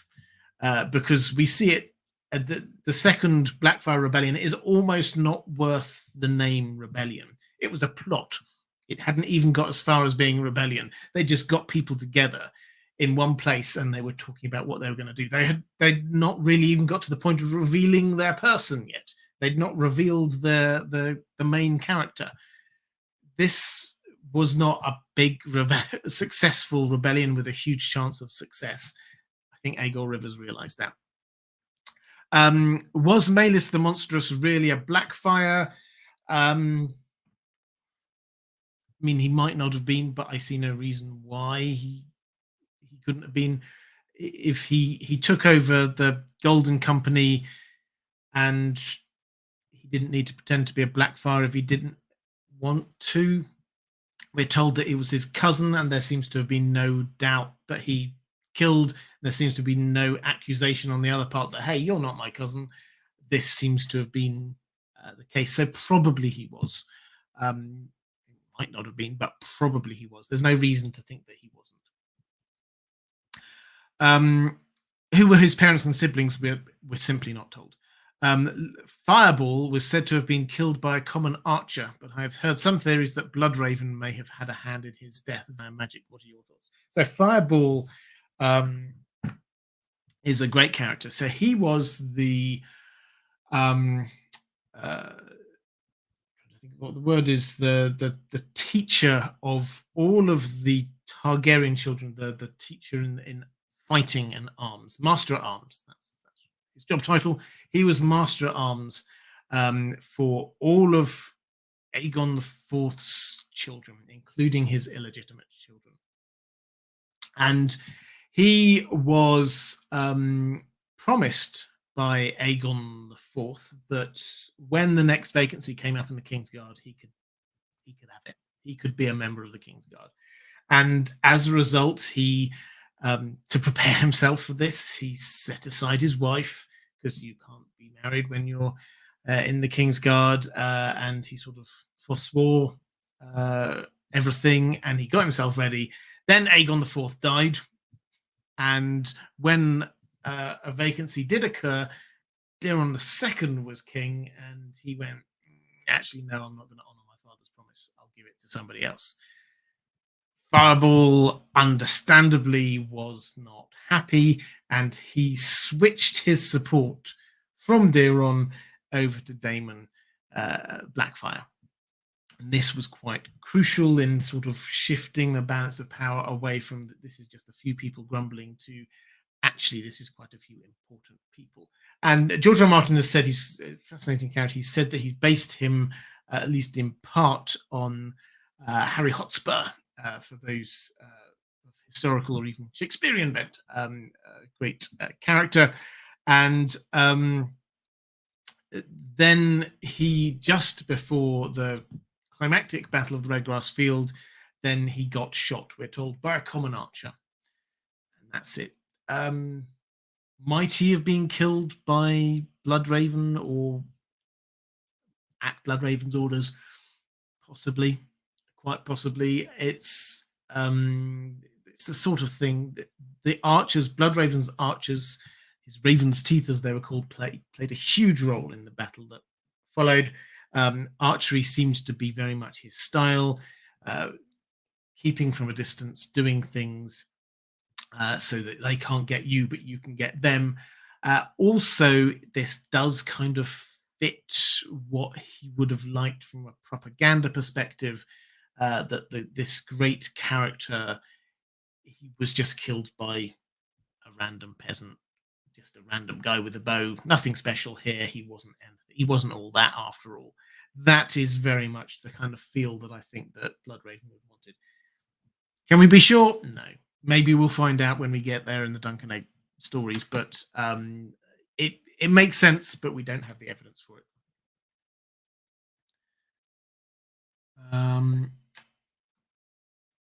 Question from Lyle Hammock saying, hello, Robert. Thanks for the content. It is said the Golden Company have, quote, friends in the Reach. You just corrected, you did mistype the Veil earlier, but as you say, it's the Reach. My question is how, since they're tied to the Blackfyres so closely, the Blackfyres, I'm sure, aren't exactly liked or respected after trying to take the throne. So, yeah, this comes from the chapter we have John Connington's perspective, and he brings Fagon down to meet the Golden Company. And it turns out what they were doing was they were going to go and try and meet Daenerys, but then Daenerys hadn't come. She'd stayed over in Slaver's Bay and didn't even know that they were coming to meet her. And then Fagon basically says, well, hey, you should join me. We're going to go over and invade. And they say, fine.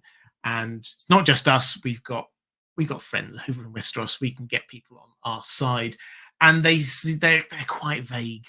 They talk about friends in the Stormlands and the Reach and in Dawn as well. So who are these friends? Well, we'll find out in the Winds of Winter. I think Dawn we will find relatively swiftly. Dawn pretty much as a whole will come behind them. I think the Stormlands, well, John Connington, they've already started attacking the Stormlands. John Connington is obviously there and from the Stormlands. The Friends in the Reach is the one which has caused the most intrigue, because there are lots of big and powerful families in the Reach. The Tyrells, I think we can rule out, because the whole quote is something like, Mace Tyrell will find out that that his house's grip on power is not as strong as he thought it was, or words to that effect, which seems to imply that it's not the Tyrells, but maybe it's somebody within House Tyrell. Who knows? There's also the possibility of House Hightower. A couple of members of House Hightower did fight for the Blackfyres in the first rebellion, but probably it's not them because the Hightowers have got their own issues going on, and they tend to only back the winner. And at the moment, even though Fagon will almost certainly take King's Landing, in my view, and will hold a lot of the Crown Lands and Dawn, that's still only one corner of the Seven Kingdoms. So who else could it be? House Redwine, huge fleet. They would probably have got them involved first of all. If they'd wanted them, this is probably more of an army thing, which leaves the intriguing possibility of House Tarley. Now, House Tarley, Randall Tarley is clearly, he has ideas above his station. He has a grudge against Mace Tyrell because the one defeat that Robert Baratheon suffered in Robert's Rebellion was the Battle of Ashford, which Mace Tyrell claimed as his victory.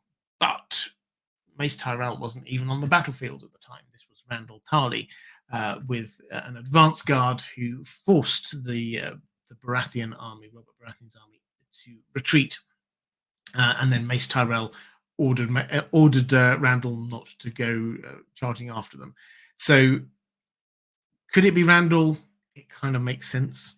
I think, again, we will find out in the Winds of Winter, but I think although the Tyrells may join them, I don't think that's who they're talking about. I don't think it's the Hightowers. I don't think it will be the Redwines because they would have needed sea power earlier on, so they would have got in contact with them earlier. The Tarleys are the next most obvious candidates, in my view. Question from where did we get to? Fozzie Mormont saying, following on from Catherine's question earlier, I'm wondering about the echoes between Bloodraven and Varys, the Kingmaker role, the attention to detail, manipulation, etc. What are their similarities and differences? Well, yes, and I think you can add a lot of people to this role because it's the Master of Spies, the Master of Whisperers, and we get a whole list of these characters who seem to be trying to do things for the good of the realm, and you're never 100% certain where their loyalties lie. We will see in House of the Dragon, he played quite a big role in Fire and Blood. Larys Strong, Larys the Clubfoot Strong, he was Master of Whisperers and played a really important role. He has potentially changed sides a couple of times, depending on your perspective. And he seems to have done things in order to do what he thought was right for the realm. He's very much like Varys. Varys definitely does things that he thinks are right for the realm, regardless of who the actual king is.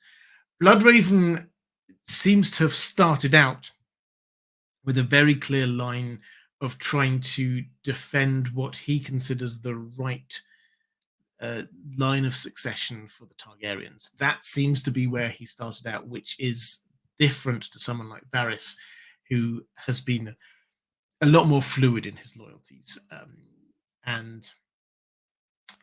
So he was there for Aerys II, and then he was there for Robert Baratheon, and then he was there for Joffrey. He's shifting about between these different loyalties. So there are some similarities, being Masters of Whisperers, serving what they consider to be the greater good, doing things that you might think of as being morally questionable, but they think that their end justifying the means. But they are, I think, ultimately different characters. The biggest difference, I think, is that Bloodraven, his arc was to take him up to defending the realms of men as a whole, taking an even bigger view than when he was the Hand of the King. Whereas Varys seems to be very stuck in playing the Game of Thrones, putting his person onto the throne. That seems to be his idea. He comes out with these ideas, these great words about looking after the poor, the small folk always suffer. We need a good king, and that kind of thing. And maybe he does believe these things, but he's still just thinking about who should be sitting on that throne, whereas Bloodraven is now thinking about threats, bigger threats from the others.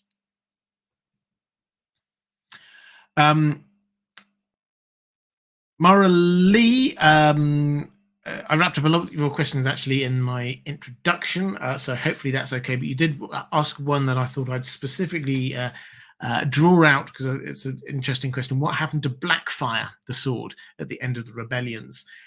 So this, as I said, this was the start of it all, and this is why this is so interesting, because this was the start of the whole thing. This was the symbol of the Targaryen kings. It went to Daemon Blackfyre, therefore this was his claim.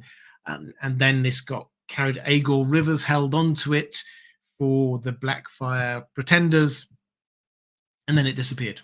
He died, but what happened to the sword? It does just disappear. So I did a video on this ages ago, and there isn't any hard evidence, but you do have to go through the character evidence, I think, of what might have happened to this sword. So Aegor had it, and it didn't end up with the Golden Company. He was the head of the Golden Company, so he didn't just leave it there. It didn't get taken by any kind of Targaryen loyalists, because it would have appeared again in the Targaryen family history. It is missing. What would Aegor Rivers have done with this? Well, he was holding it, he felt, for the Blackfyre heirs. Now, who does he give it to? He clearly is very picky about who he wants to give it to and when and how. He didn't give it to Daemon II Blackfyre, and there's no evidence that he gave it to, say, Maelys, who actually appeared a bit later than him, but he didn't seem to give it to the ancestors there. So who might he have given it to? Well, my instinct is that he would have wanted to give it to somebody that he trusted to come up with a plan that would lead eventually to the return of the Blackfyre. And if the male line was dying out, then the female line would have to do. So I think whether or not it came to him initially, or it went to somebody else and then to him, I think it ended up with Illyrio. We get this intriguing moment in it was a chapter in the Dance with Dragons that George R. R. Martin read out before. It was a pre-release chapter. He read it out at a con, and this was when Illyrio and Tyrion are talking, and Illyrio starts talking to somebody else in front of Tyrion in a language Tyrion doesn't know very well, but he can pick out some words, and one of the words was sword, and the clear implication is that he wants to give Fagon a particular sword. Which particular sword might he want to give this person who is claiming to be the rightful king? The only sword you could give somebody who is claiming to be the rightful king is Blackfyre. So I think that's what it is. I think Blackfyre will make its appearance in the Winds of Winter. I think it will be part of this building up of the image of Fagon as being a true Targaryen. He will sit on the Iron Throne. He will probably have a crown, one of the many crowns that the ruling Targaryen kings have. One of them they will find. He will have in his Kingsguard some echoes of previous Kingsguards. Probably we will have Darkstar there as an echo of Arthur Dane, and he will also hold Blackfyre, the sword. And so I think that we're going to see him looking like a Targaryen king, and I think that the people will love him. This is one of the much overlooked points in Danny's visions of from the House of the Undying is that the Mama's Dragon is being cheered. The people are loving the Mama's Dragon. The Mama's Dragon is actually going to do well. He's going to be welcomed, and then she's going to arrive. So she is going to be faced with somebody who is popular with the people of King's Landing.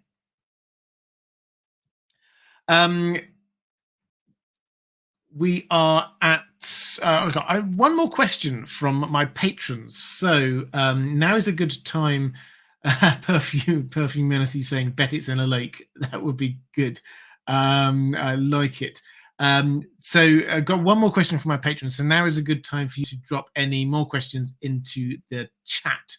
I will try to get through as many as I possibly can. Lady of Summer picking up on this swords question, saying, why was Bloodraven given Dark Sister?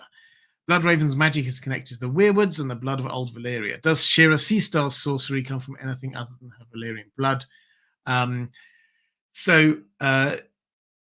Picking up the second bit of that, Shira Seastar, yes. So her mother is a Sozi and of Valyrian, clear Valyrian. We get a physical description of her: blonde hair, purple or blue eyes. I can't remember exactly, but she is very clearly of Valyrian descent. So Shira Seastar's magic does seem to be very Targaryen-y. In terms of why Bloodraven was given Dark Sister, we're not told. And intriguingly, we're not told, and again, we might find this out in either Fire and Blood or in the Duncan Egg stories, but we're not told when he was given it, and indeed who gave it to him. So it's possible that this was Aegon IV, who just looked around all of his bastard children and decided randomly who he thought would be the best to have the two swords, because these are the two Targaryen Valyrian steel swords, and he might have just thought, well, you can have one, you can have one. Maybe that's what it was. Or maybe this was Diron, who, perhaps on advice, perhaps thinking tactically himself, decided this should go to Bloodraven, because if you give that sword to another one of the legitimized great bastards, that slightly undermines the idea that Daemon getting Blackfyre was special and a unique thing. It kind of makes it look like these are all legitimate children, and so yes, of course, they might get a sword each. That's the kind of feel. Diron himself wasn't much of a fighter, so it makes sense that he didn't have the sword for himself. But it's entirely possible Bloodraven just manipulated people into giving it to him. That is his style. Mary Laura Newman, have Blackfyre and Dark Sister ever been used against each other? Good question. Off the top of my head, I can't think they have, but that's the kind of thing where in the chat perhaps somebody will be able to, if you know the answer to that one, then yeah, do let me know. I can't think off the top of my head that they have. Andrew Small saying, I feel the passing of swords between the generation of Targaryens is just as significant as the dragons that pass to new riders. Yeah, so it is, but this is, with the dragons, it is very, there's an element of who takes them as much as anything else. So you get, I mean, you don't just take a dragon, but you do have to claim it. And clearly there's the great example of Aemond Targaryen, who comes in and immediately tries to grab the biggest and best dragon that was available, and his cousins do not wish him to do so, and that causes a little bit of consternation. So, but you get Balerion the Black Dread is definitely, this is the Dragon of Kings. and that was symbolically how it was seen, which makes, incidentally, when Arya Targaryen rides it tragically to the end, then that, I think, shows the fact that she was twice heir to the throne, but never given it. It's just a little twist I think George R. R. Martin put in deliberately, that he wished her to get that symbol. But the person who takes the dragon on afterwards does not necessarily, uh, I think, have the same character. The dragon seeds who took on some of the dragons that were just lying around on Dragonstone, not necessarily living up to the dragon's illustrious previous riders, for example. But yes, there's a link there between the two. It's a matter of symbolism.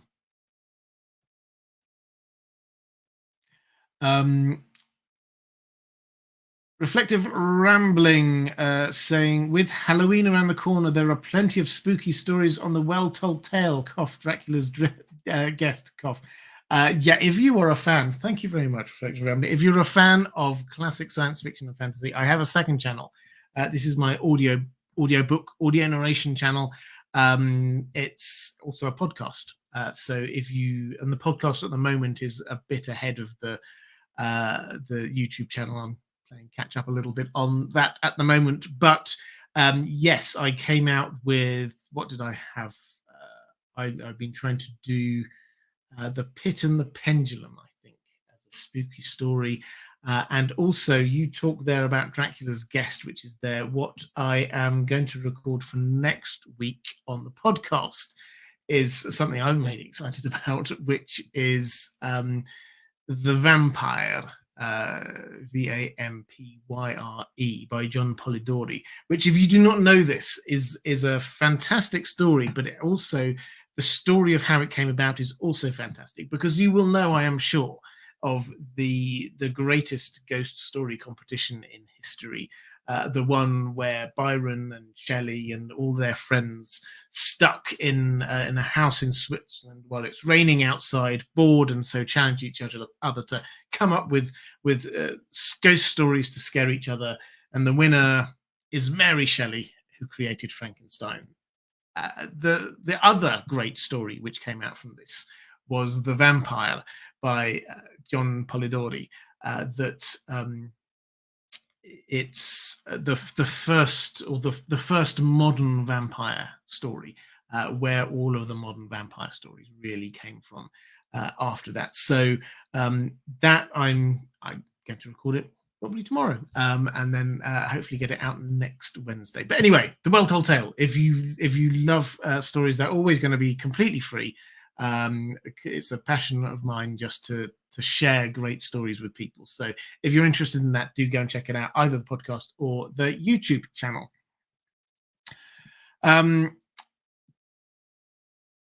Let's have a look through some more questions. Chaos Ballerina saying, what was Shira's role in the rebellions? We're not told.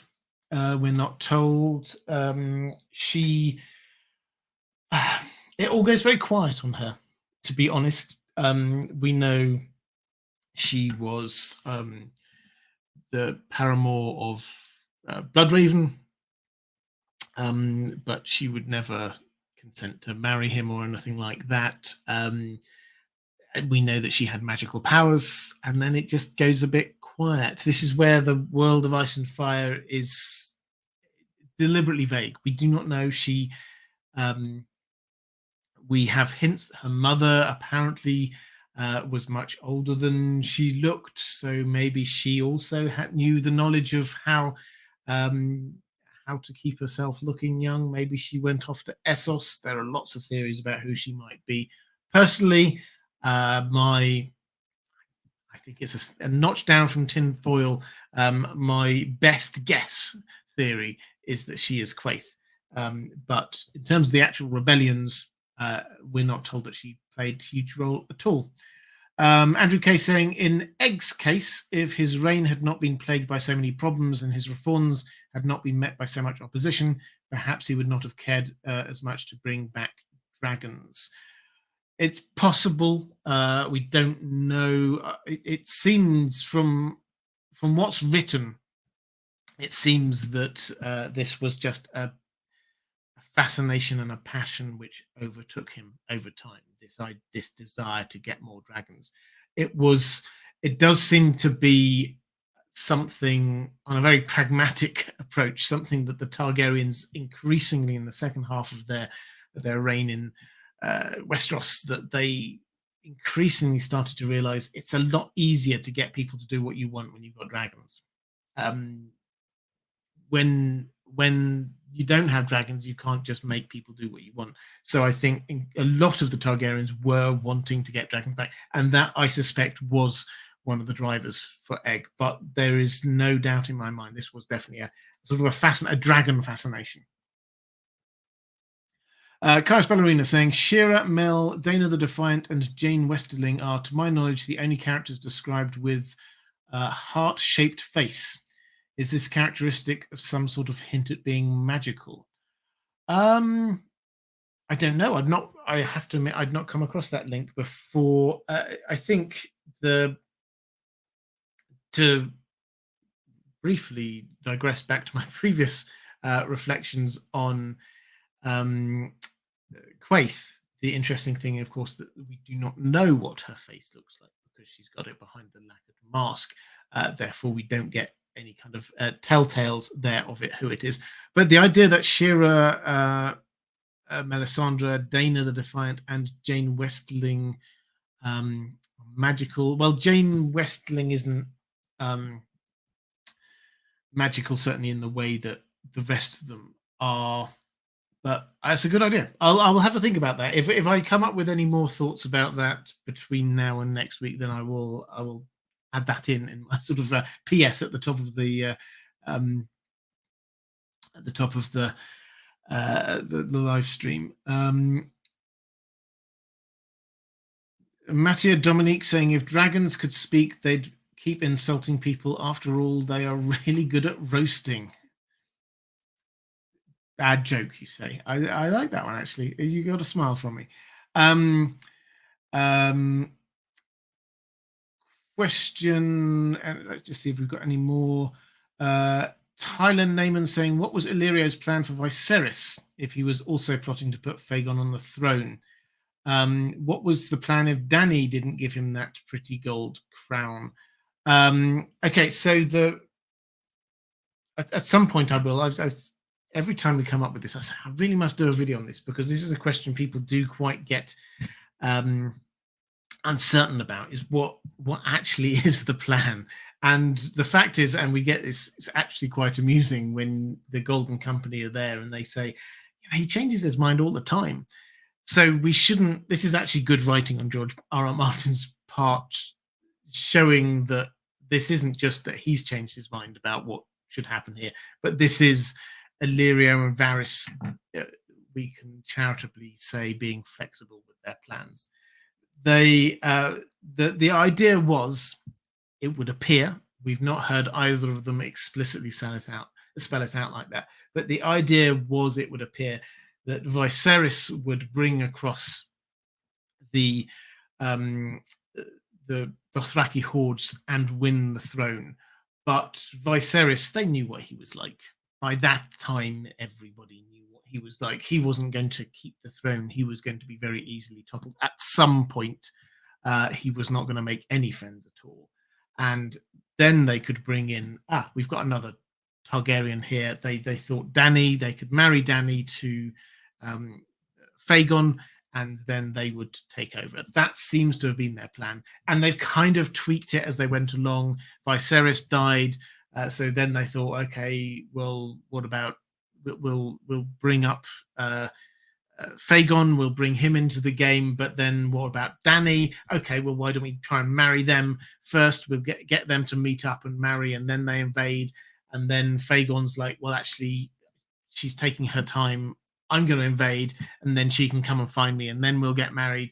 So they shift their plan around, but the high level thing is that they want Fagon on the throne. Ideally, they want him married to Daenerys, particularly now she's got dragons, of course. Viserys, I think they never were serious about getting onto the throne. I think they just saw him as a way to get an invading army, being the Dothraki.